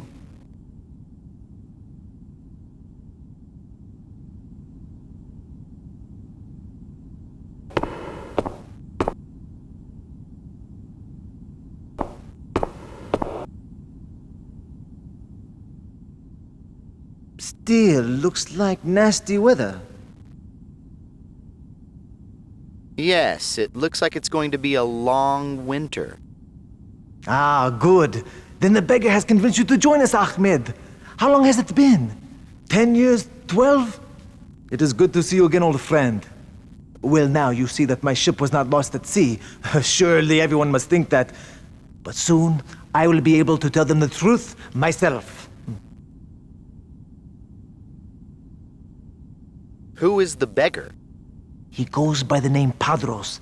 He is an outcast Atlantean Templar. Many years ago, while only an initiate, he was blinded and expelled from the Order simply because he expressed disagreement with their holding of the Galeth's powers. His harsh punishment was a message to other initiates who felt as he did.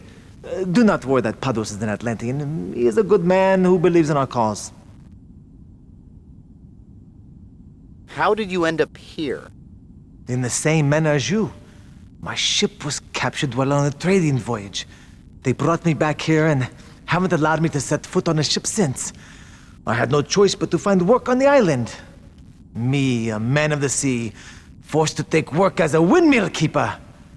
Oh, but none of that matters now. What's a Templar? I have never forsaken our beliefs for their religious nonsense, but I do know that the Templars are to the Atlanteans as the High Priests are to us.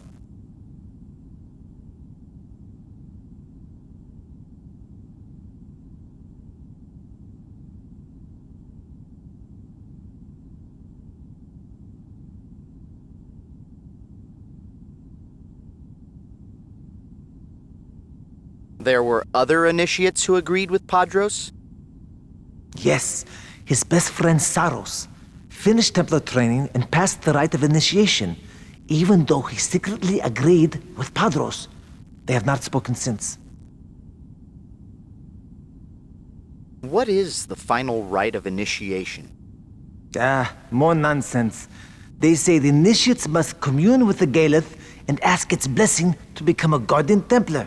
Supposedly, if they are worthy, the Galeth grants them eternal life.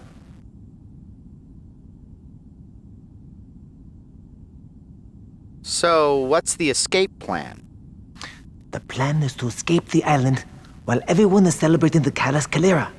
But what's more, Padros and I have uncovered a secret passage to the inner temple. Tomorrow, I will escort Padros through the passage to rescue his old friend Saros and escape with the Galeth. After, we will meet at the outer docks, board 3 ships, and sail away undetected.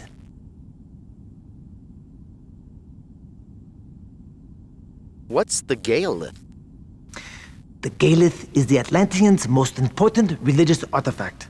They foolishly believe it has life-giving powers. So strong is their belief that they keep it hidden from covetous eyes within the inner temple. It is always protected by a Guardian Templar. There's an inner temple? Well, where is it, and what's your secret passage? The inner temple lies below the main temple at the bottom of the bay. Always seawater pours down into the inner temple, powering a clockwork device. That water drains out through a pipe that passes beneath this windmill. I've broken into the pipe, and it's large enough to crawl through. Why is the plan set for tomorrow? Because forever water flows through the pipe, except during the Callus Calera. They claim the stream is redirected by their Earth Mother. Something about lifting the Galeth in a column of water. Whatever the reason, the channel runs dry for just 1 hour on that day.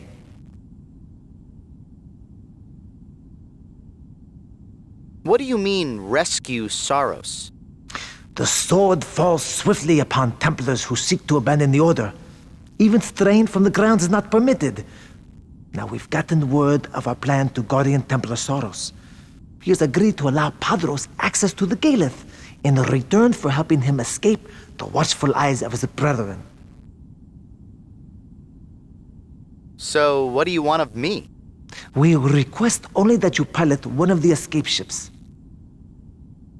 What is the Kalos Kalire? I do not know much about it, only that it is a rare event. I would suggest you ask the olive oil vendor. She is always willing to spread the tainted seed of their foolish beliefs. I'll speak to you later, my friend. Please. I must go up to fix the windmill, but you are welcome to stay if you like.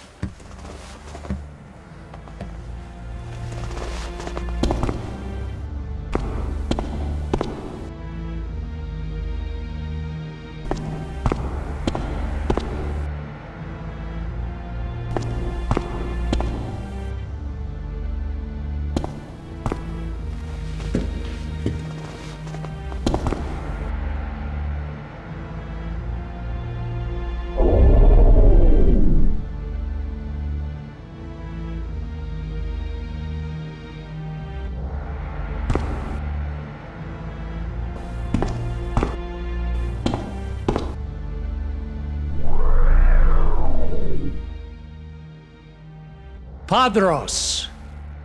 I'm glad to see they agreed to send you. You know, seeing you again brings back the good times we had during initiate training. That is until... Well, I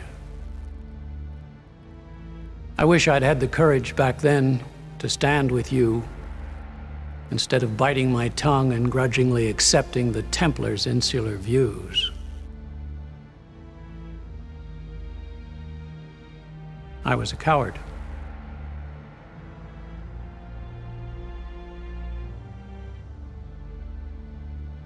Yes, their views were very, insular.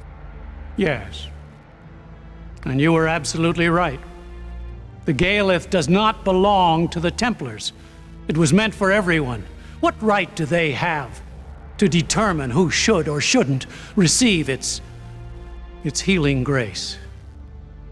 And despite great risk to yourself, you stood by your beliefs, even though it would mean at the very least giving up an opportunity you had waited your entire lifetime for.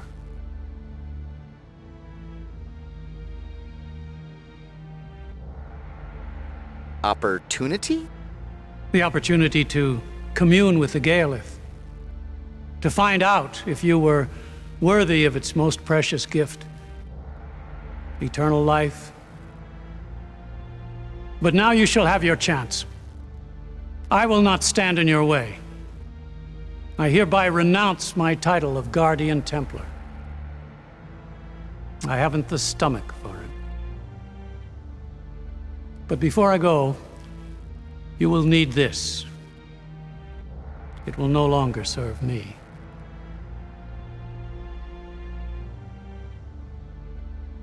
What will you do now?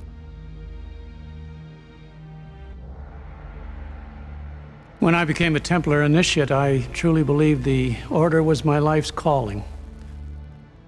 But I now realize that I cannot do the world a service by sequestering the Gaelith from those in need. I have been given a gift, and it's time I use it. I can help others, share with them the teachings of the Earth Mother. Her blessings were meant for all. Your courage has helped me to see this, and now I must call upon my own to find my way. Good luck, my friend.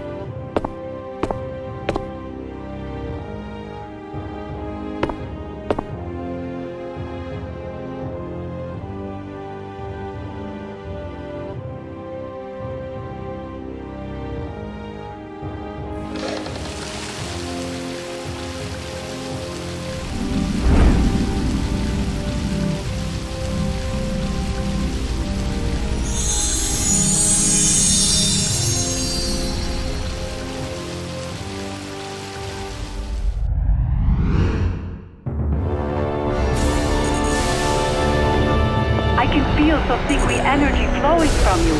Show me what you have found. This object was sheltered in one of the temples. Could it be the legacy? Yes.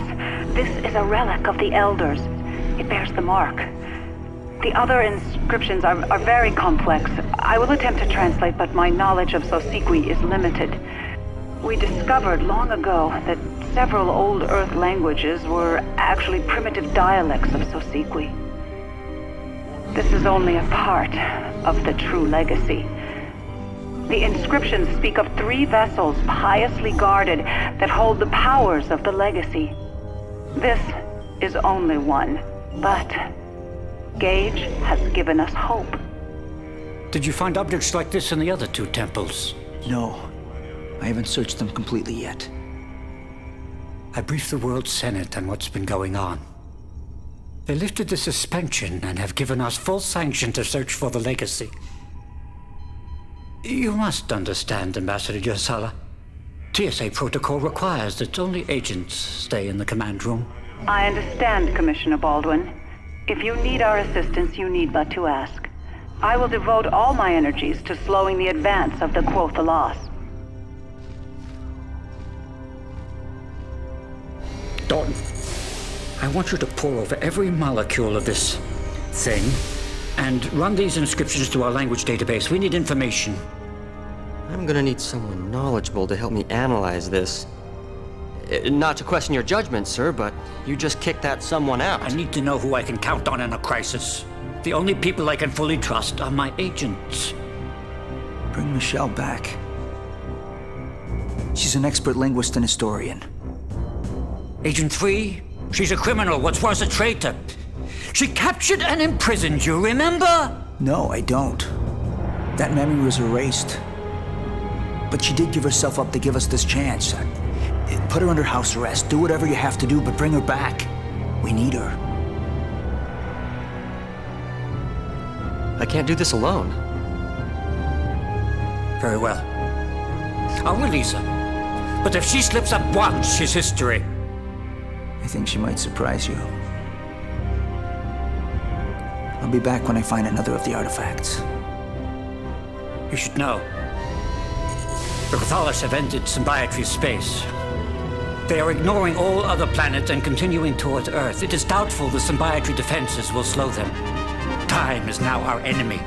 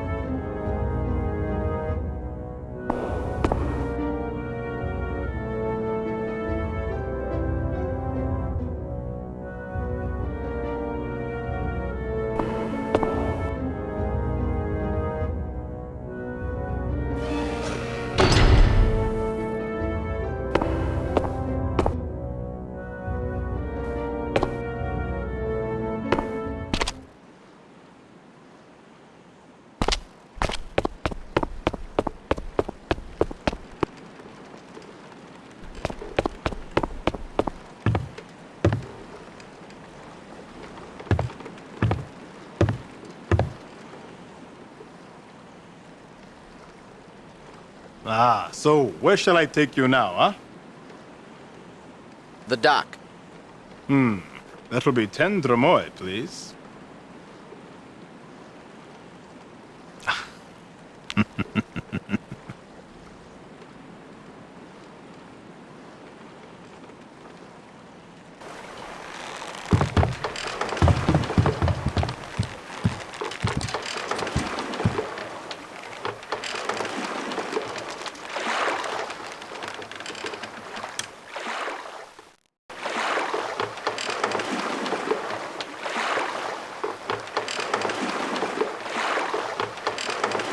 All right, we've arrived. Thank you for your business, eh?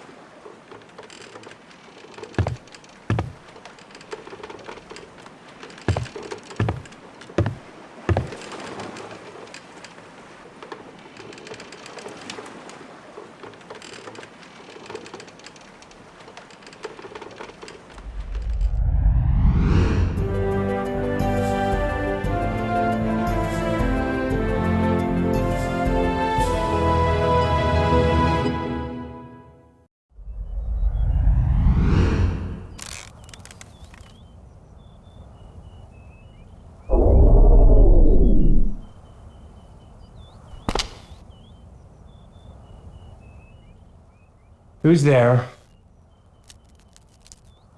Ah, a Chael. Well, I suppose I can take a few minutes of rest. What can I do for you, boy? What are you working on? Normally, I would be working on my pampas on a beautiful day like this. But today, I have the honor of finishing a story that has not had an ending for many generations. Tell me the story. It is the oldest story known to us. It is a long tale, Achael, and unfortunately, I do not have long to tell it. You see the shaman often. Ask him about the great story when you see him next. Why has the story never been finished? All of the past shamans of our people have seen visions of the story, but the spirits have never revealed the ending. It has been unfinished for generations. But soon, we will know. Pompous? What do you mean? I think you're quite modest. No. The Pampas. The vast plains far below the plateaus of our city. All the stories told to me are recorded onto the Pampas. Imagine the sprawling flatlands below us as a great canvas where I draw the histories of the world. How do you draw the histories?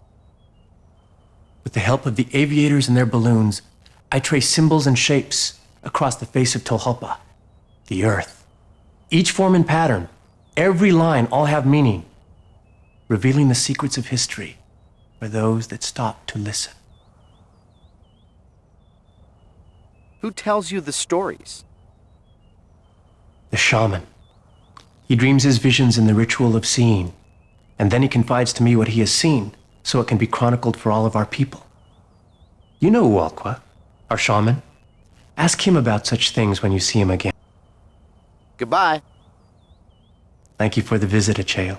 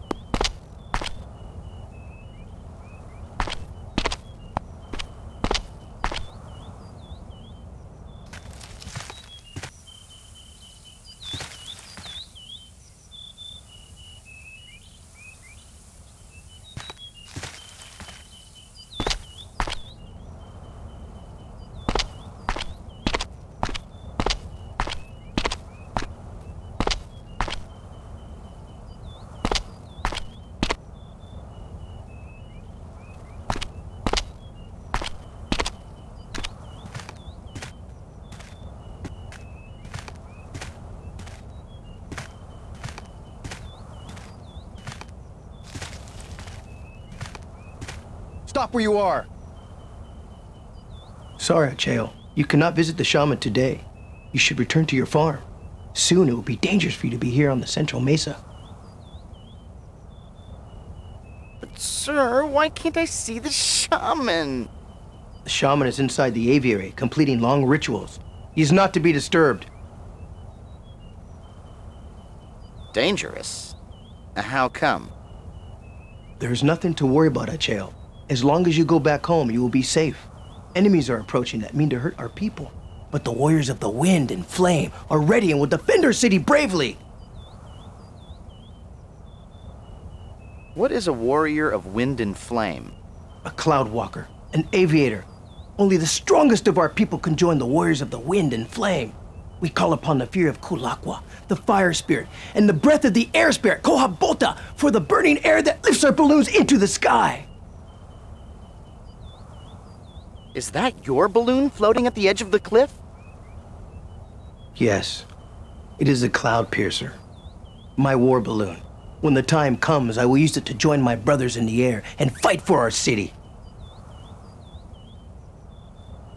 Well, goodbye, sir. Farewell, Acheo. Remember what I told you.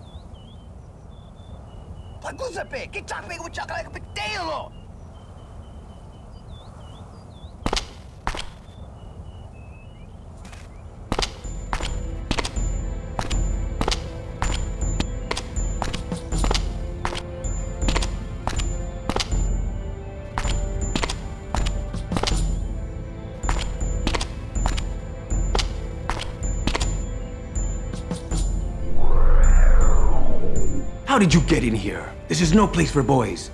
Go back to your farm, Acheo. Gokwar, stay your hand. Allow the boy in. I have need to speak with him. Don't worry. I don't think he is armed.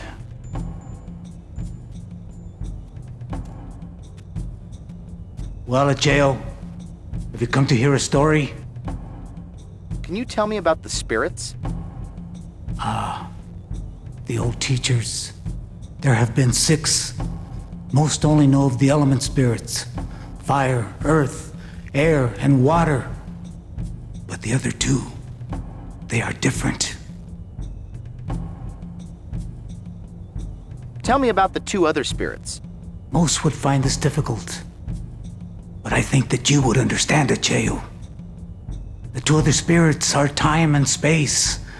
Time consumes all. Space encompasses all. Together, they are all. They show me the dreams of what was and what is to come in the ritual of seeing. What is the ritual of seeing? When I ride my holy balloon over the Pampas, the spirits show me a place that no other eyes can look upon. The dream place. I see the ancient lines traced by our forefathers, moving across the plains like snakes, until I see images of yesterday and tomorrow. Please speak of the 4 element spirits. They used to live among us long ago. They showed us how to master our land with knowledge. They showed us how to bring water to the plateaus and make wells. They showed us how to harness fire and air to fly into the skies. And then they left.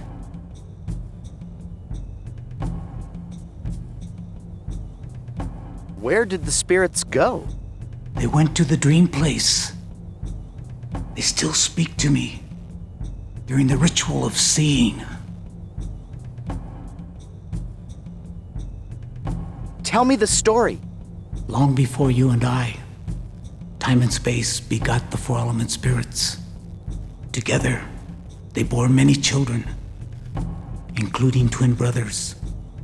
Two great birds who each founded mighty tribes. When the spirits disappeared from the world, the brothers fought across many lands for the right to inherit a totem that held the secrets of the spirits. Fearing that the brothers would abuse the totem's power, the watchful spirits asked a young man in a village to help them. Why did the brothers fight? They would not share in the inheritance of their elders, both arrogantly believing the other to be unworthy of claiming the totem. Who was this young man? He was the first shaman. Before the brothers came to the village, the spirits of time and space broke the totem into 3 pieces and gave the shaman one of them to go and hide. Knowing the brothers' power, the shaman pleaded with the element spirits for guidance. Where are the pieces? One was given to the young man, the first shaman of our people, to hide. The other 2, scattered by the spirits of time and space. Did the spirits guide the young man? Yes. Kualakwa and Kohabota, the spirits of fire and air, heard the shaman's cry and whisked him into the clouds. While high above his village, he saw the perfect hiding place, so he went there and concealed the totem. He asked all of the elements to guard it, and they have ever since. This happened many generations ago, and yet there is still more. Where was the hiding place? Somewhere near the temple, concealed by 2 elements and guarded by the rest. Tell me the rest of the story. Brothers never found the totem. I left to search for it far away. Ever since, the shaman of each generation has dreamed of the brothers' return. But I have seen a new dream of the story's end and of another young man. Who is the young man? You, Achael. There is something special about you. You have a destiny. You must save the totem from destruction, for it has a great purpose. You will finish the story. Remember what I have told you. Call upon the spirits. They will help you as they did the first shaman. You will also need the talisman that I gave you. You will know what to do with it. Do you still have it? I must have left it back at the farm. You must go home and get it immediately. It is important. Quickly! What is the ending? Our city dies. Our warriors all perish in battle. Valiantly. The brothers spare nothing. Only a young man will survive. The one who will save the totem. What is this totem? It is an object that contains a great knowledge of the spirits. It is meant for all of their children, when all are grown and ready. Goodbye, shaman. May the spirits watch you today.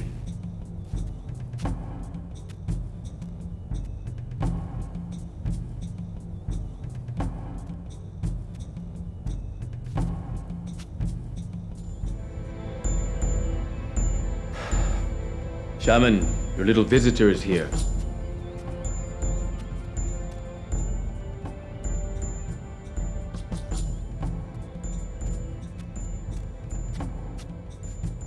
Welcome back, Achael. What may I do for you? Goodbye, shaman. May the spirits watch you today.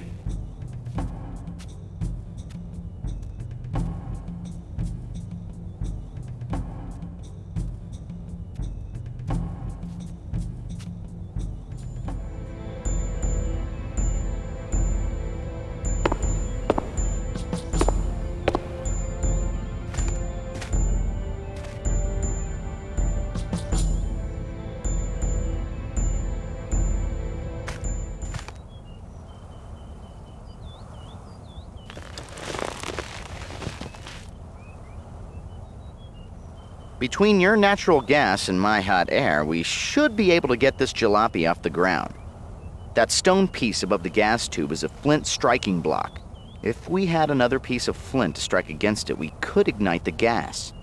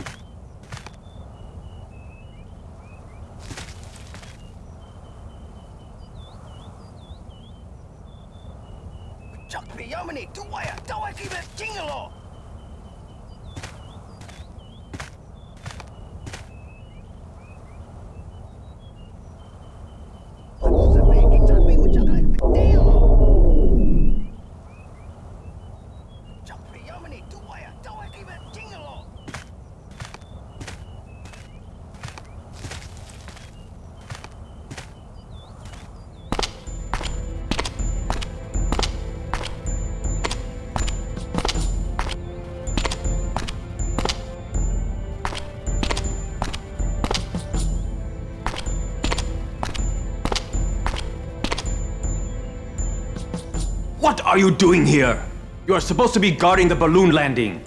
Our people are depending on the warriors to defend the village against our enemies. Return to your post! Sir, hi. Could you tell me what my post was again? You are supposed to be guarding the aviary in the balloon landing. Stop wasting my time and get back to your vigil. Who are these enemies? Our ancient enemies from legend. The Great Winged Brothers return soon. They mean to battle in our village to find the spirit's power. We must be ready to defend our village and our shaman. Goodbye. Stay alert, warrior.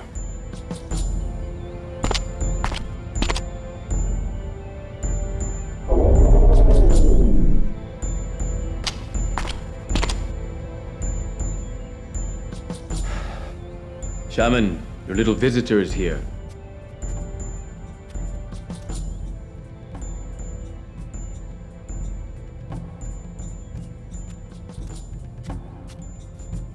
Welcome back, Achel. What may I do for you? Goodbye, shaman. May the spirits watch you today.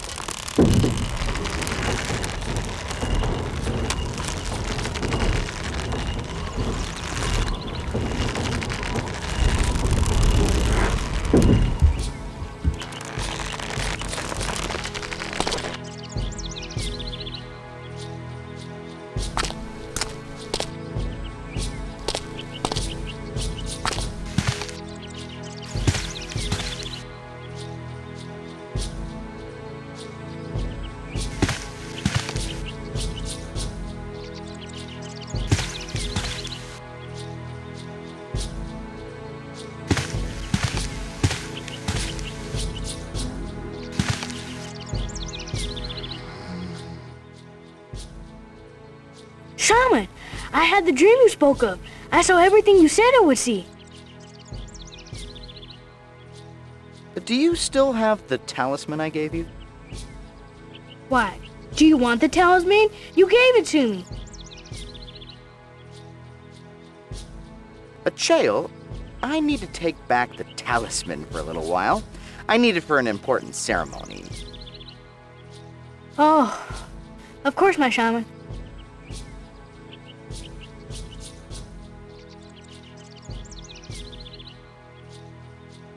Interesting. Tell me about your dreams. I was in your balloon, rushing into the air, and I can see the whole city. The lines on the pampas moved and formed pictures, animals, and people. And I can hear many other shamans talking to me. They told me to look to the temple. What did you see on the temple? I saw the faces of the spirits. They said that they knew where the totem was. Then I woke up from the dream. Goodbye. Thank you for visiting me, shaman. I can't wait to hear more stories later.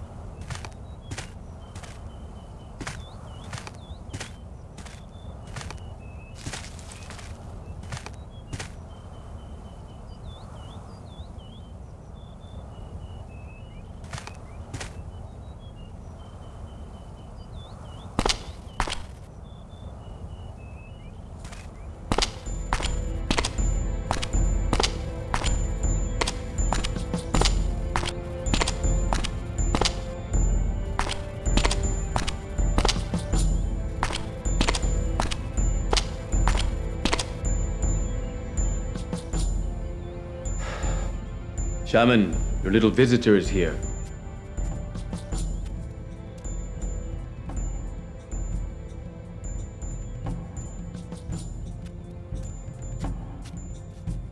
Welcome back, Acheo. What may I do for you?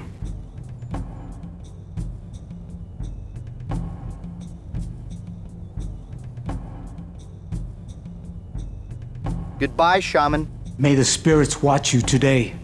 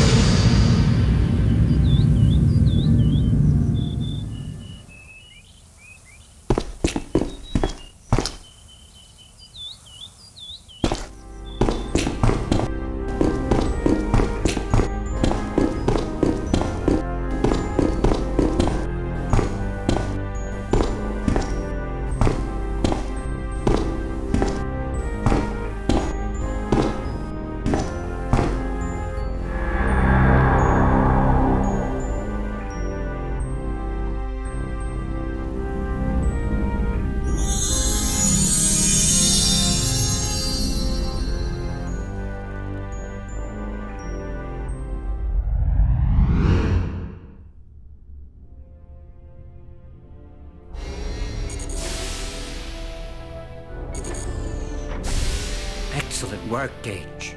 While you were gone, Dalton and Michelle discovered something remarkable about the first artifact. We concentrated our efforts on the overlapping symbols covering the artifact.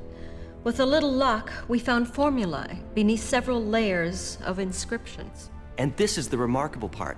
The formulae details the physics necessary for time travel.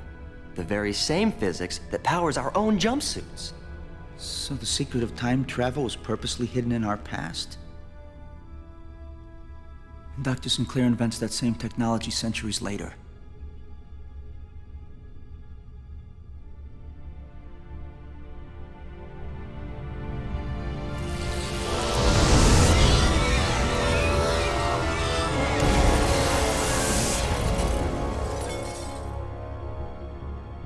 Dear Lord, what is this thing?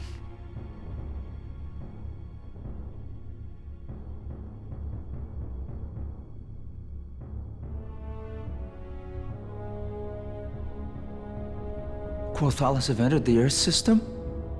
Nothing has deterred them. They've ignored the Cyrolan ambassador's plea for peace talks. The symbiotry appears powerless. It looks like it's all up to us. I'll find the last artifact.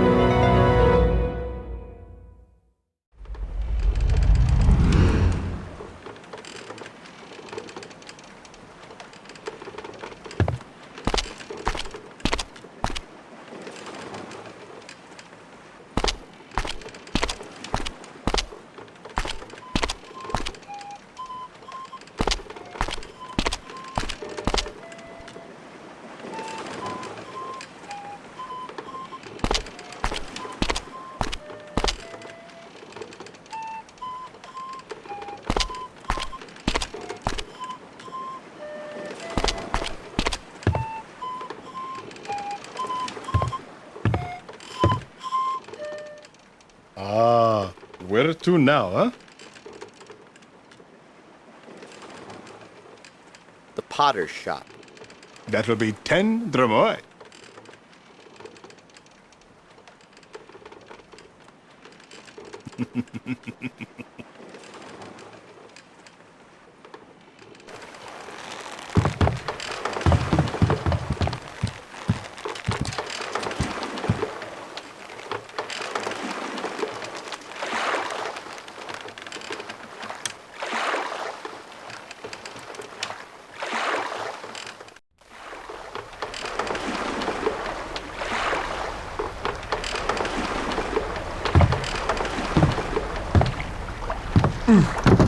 Here it is. Up. Hey, take care now, huh?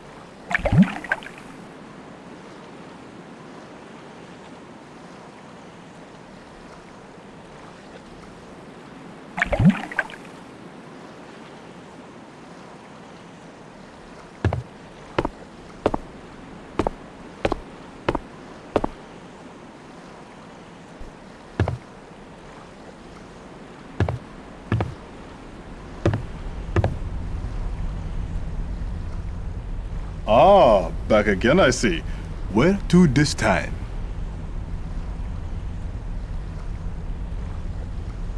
The temple. I can take you there for 10 dromoi.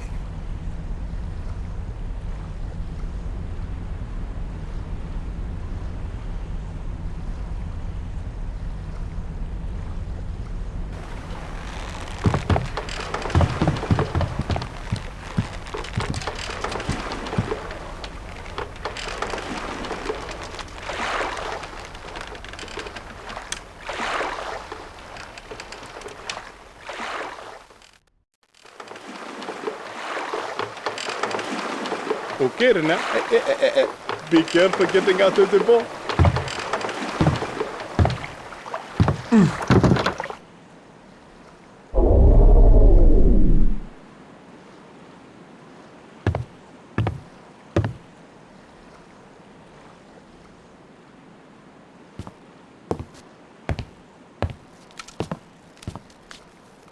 Your medallion, citizen?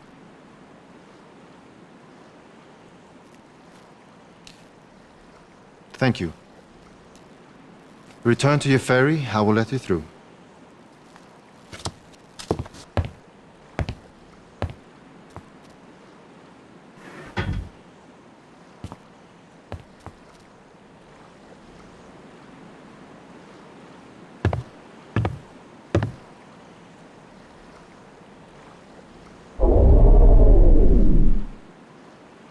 Okay, the lock is draining. Let's go now.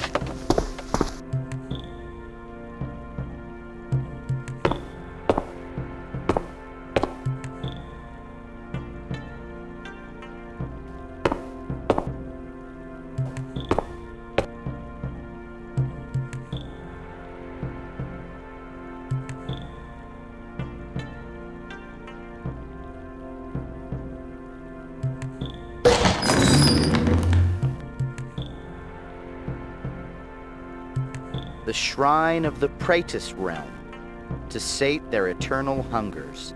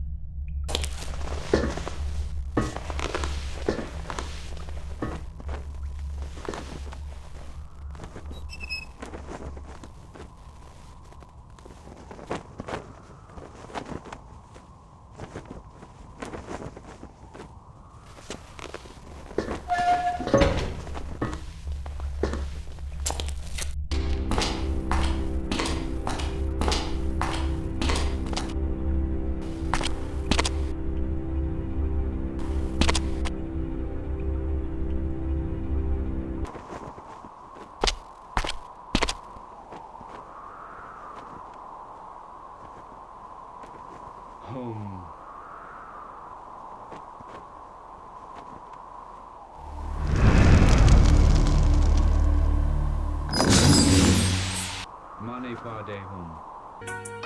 The inscription speaks of the four noble truths.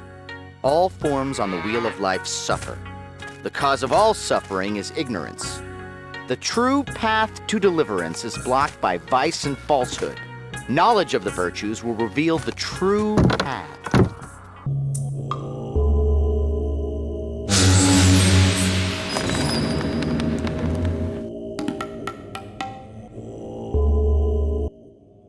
Tell me more about this test. You seek the Siddha's secret. You have discovered that it is hidden somewhere here. But only the Siddha, or someone as virtuous, can claim the secret. So you must travel the true path to follow the steps of the Siddha. What is a Siddha? There have been only a handful of monks who have found the inner strength to become a Siddha. The last Siddha to grace this monastery lived here 100 years ago. Old myths say that Siddhas were men of great devotion who could perform miracles of faith. But most people, driven by material wealth, only care to learn about the Siddha's power of transmutation. What is transmutation? You would know it as the power of the Philosopher's Stone, the ability to turn lead into gold, or one element into another. Where's the secret hidden? Myths of the last Siddha say that his powers of faith twisted his humility. His pride prevented him from reaching nirvana upon his death, sending him back on the wheel of life. My master once told me that the Siddha hid a secret somewhere on the grounds of this monastery, so he could retrieve it when he returned. No one knows where. What is the true path? Ah, that is not an easy question, Khan. The world you know as reality is clouded by illusion, shrouded in deception and vice. Only by walking the true path can one pierce falsehood and achieve the peace needed to escape the realms of the Wheel of Life. The first step on the path should be to meditate at the 6 shrines and find their purpose. As Buddhists, we need to alleviate the suffering of all, especially those in the unenlightened realms. Tell me about the realms. Which realm do you wish to know about?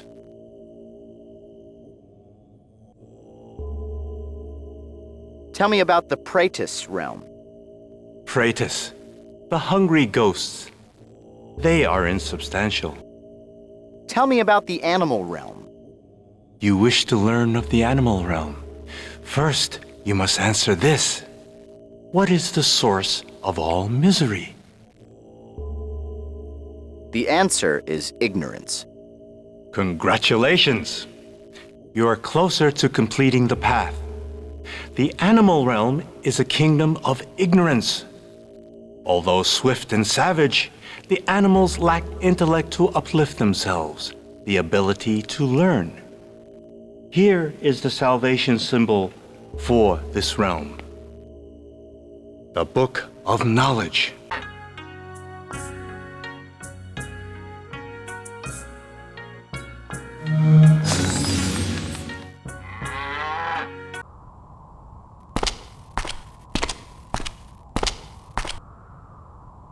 Pod.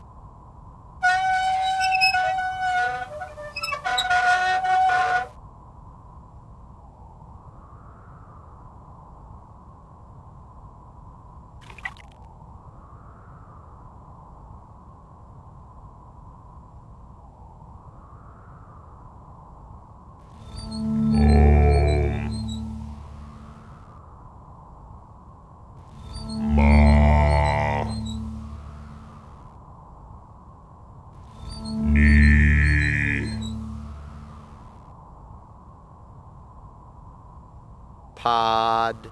Pod. Pod.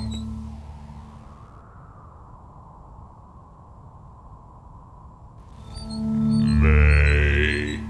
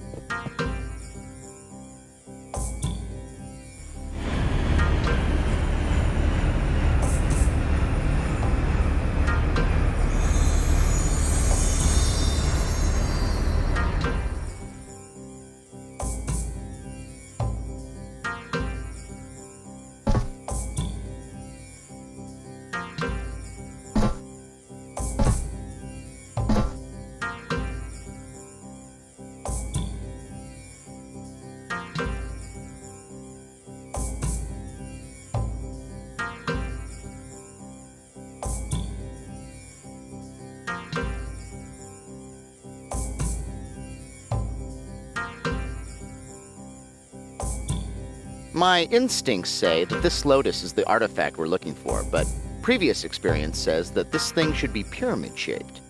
Wait. If this is the artifact we're looking for, shouldn't it be shaped like a pyramid? Shouldn't we have found it earlier?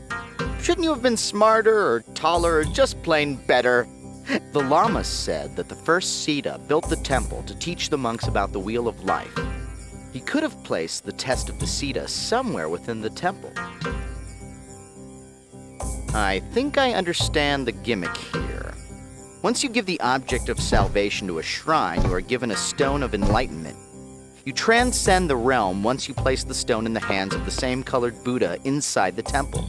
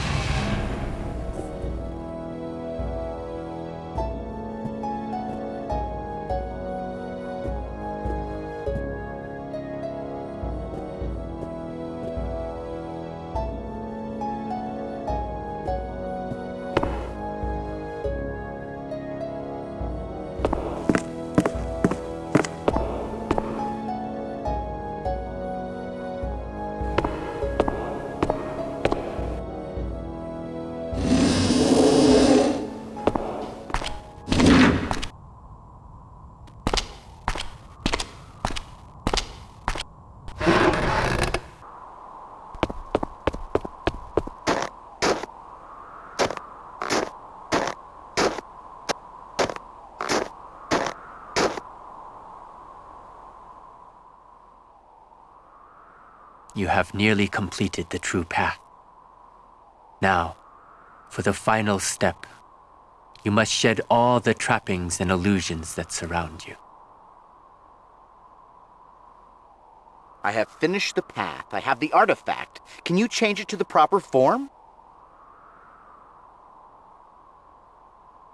I cannot transform this into its final form until you finish the path. To finish the path, you must be true to yourself.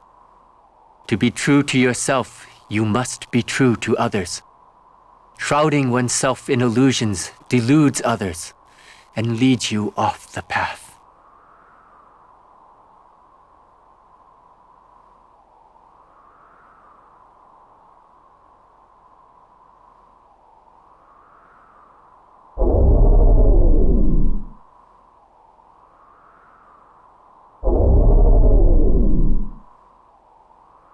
I've dropped my guys and have completed the path. Can you transform this for me? You have completed the path, traveler. You are indeed worthy.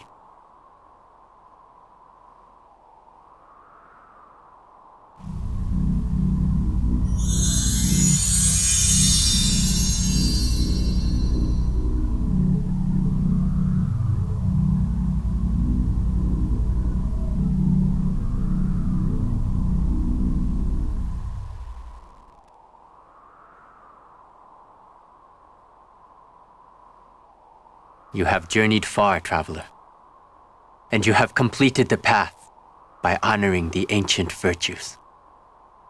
And you have saved my soul by allowing me to help another. I am on a new path now. I am eternally grateful.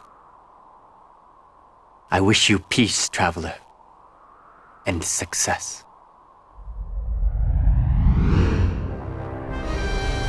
I have it! I found the third artifact. You're just in time, Gage. Ripothalis, they just entered Earth's orbit. It won't be long before they locate the TSA. Receiving a high-priority communication from the Sarolan cruiser Aquila. We have felt a great disturbance from the TSA. You have the legacy. If we have sensed it, believe that the Quotha Lost know as well. We are sending Sarolan sentinels to assist you.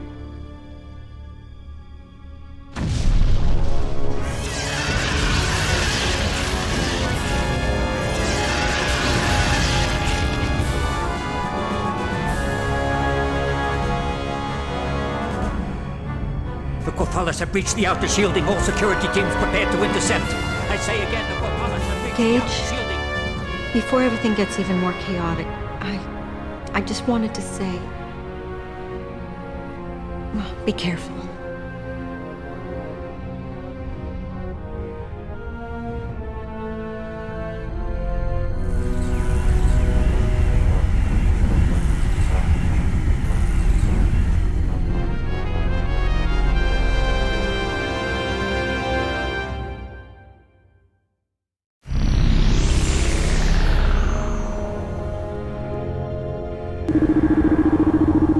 This pendant is an ancient Sosikwi relic that our archaeologists discovered on another planet.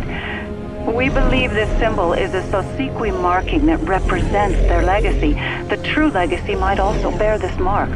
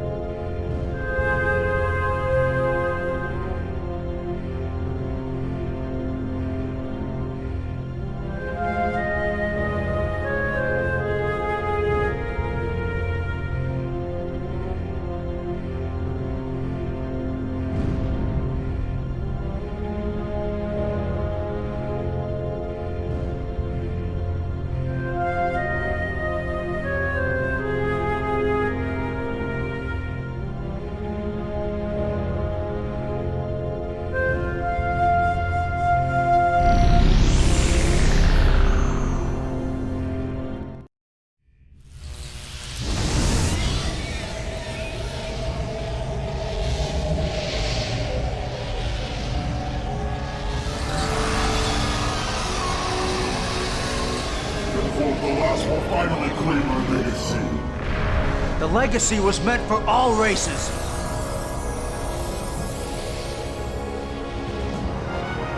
Agent Blackwood! Quickly, give us the legacy! The Corthalis will destroy us all if they claim it! Zalorwyn killers have no right to our legacy. Can't you see the cycle is happening again? Your two races are battling each other over something that's supposed to bring peace. I won't let you turn this place into another battleground.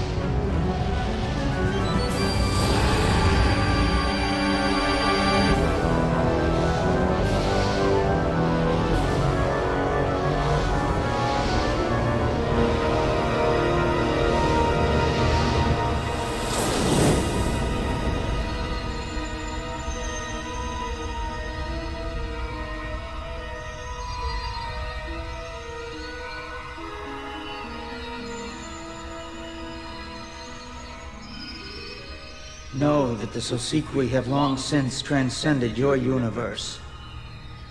Our legacy has waited thousands of years for its proper heir. It contains the sum of our wisdom. It is the collective essence of what we were, and what we are, and what we will be. This knowledge must be tempered with maturity. Its secrets will be shared with the many races around the galaxy, but only when they are ready for such an awesome responsibility. Until that time, the legacy will be safeguarded by beings who have already demonstrated their worth, wielding the disciplines of time, matter, and life. Humans will claim their birthright and become the stewards of the Sosikwi legacy.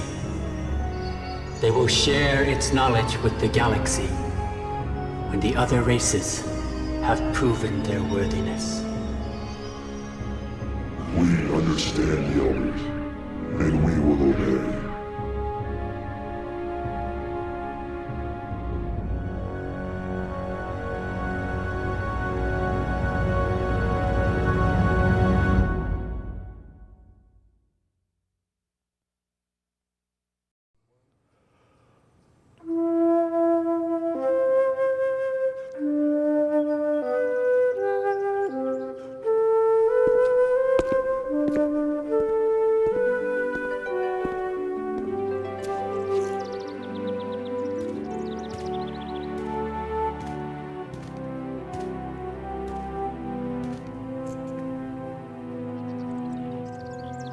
A great fate lurks in the future of humankind. Elliot told me that often. You must be Gage Blackwood. I am. Your service was very touching, Reverend. You wanted to see me? Yes. Throughout his long life, Elliot always believed that it was his duty to guide humanity toward a destiny. But 10 years ago, when the Sorolans came to invite us into the Symbiotry, he misjudged and insisted that they had come to conquer. Blinded by his zeal to protect Earth, he acted rashly. I was imprisoned on Vega Thalon, yes, I know. I put him there. Gage, when you came to see Elliot, prison had already eroded his faith in humanity and his will to live.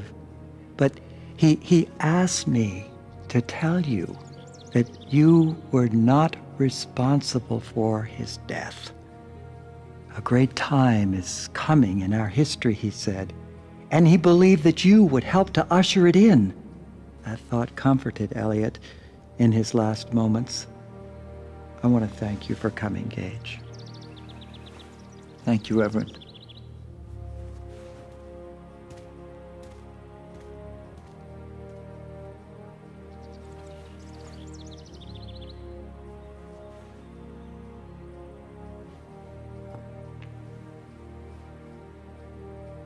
He was a great man once. You know, his death really wasn't your fault. Gage, I wanted to thank you. I didn't expect to see you at my hearing, but because of your testimony, they commuted my sentence. You redeemed yourself. I only spoke the truth.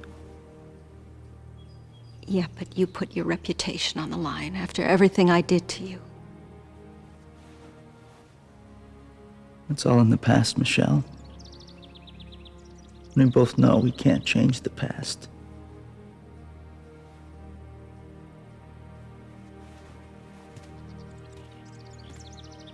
Have you decided whether you're going to accept the Symbiotry's offer? No, I haven't. I told them I needed more time. Retirement's not your style, Gage. Besides, I think your ego would swell up too much if I had to call you Mr. Ambassador to the quoth the lost, sir. Arthur? Remember, Commissioner Jack wanted you at the ceremony early. Why did I agree to that? Why? Because you saved the world again! All by yourself, with absolutely no help from your friends. All right. Point taken. I won't forget to mention you.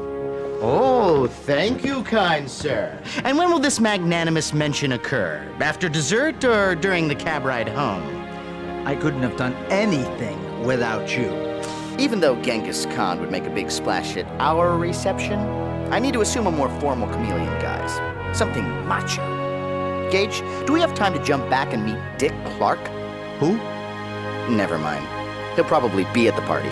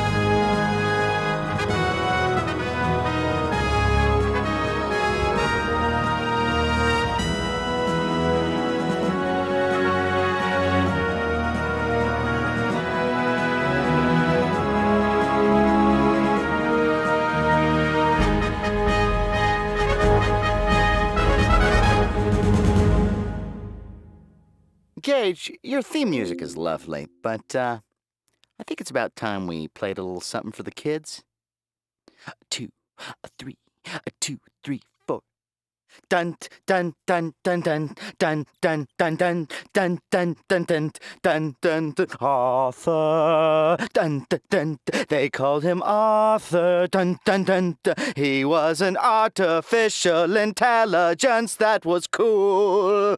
Arthur, dun dun dun. They called him Arthur, dun dun. They thought that his singing was annoying, but he was no fool.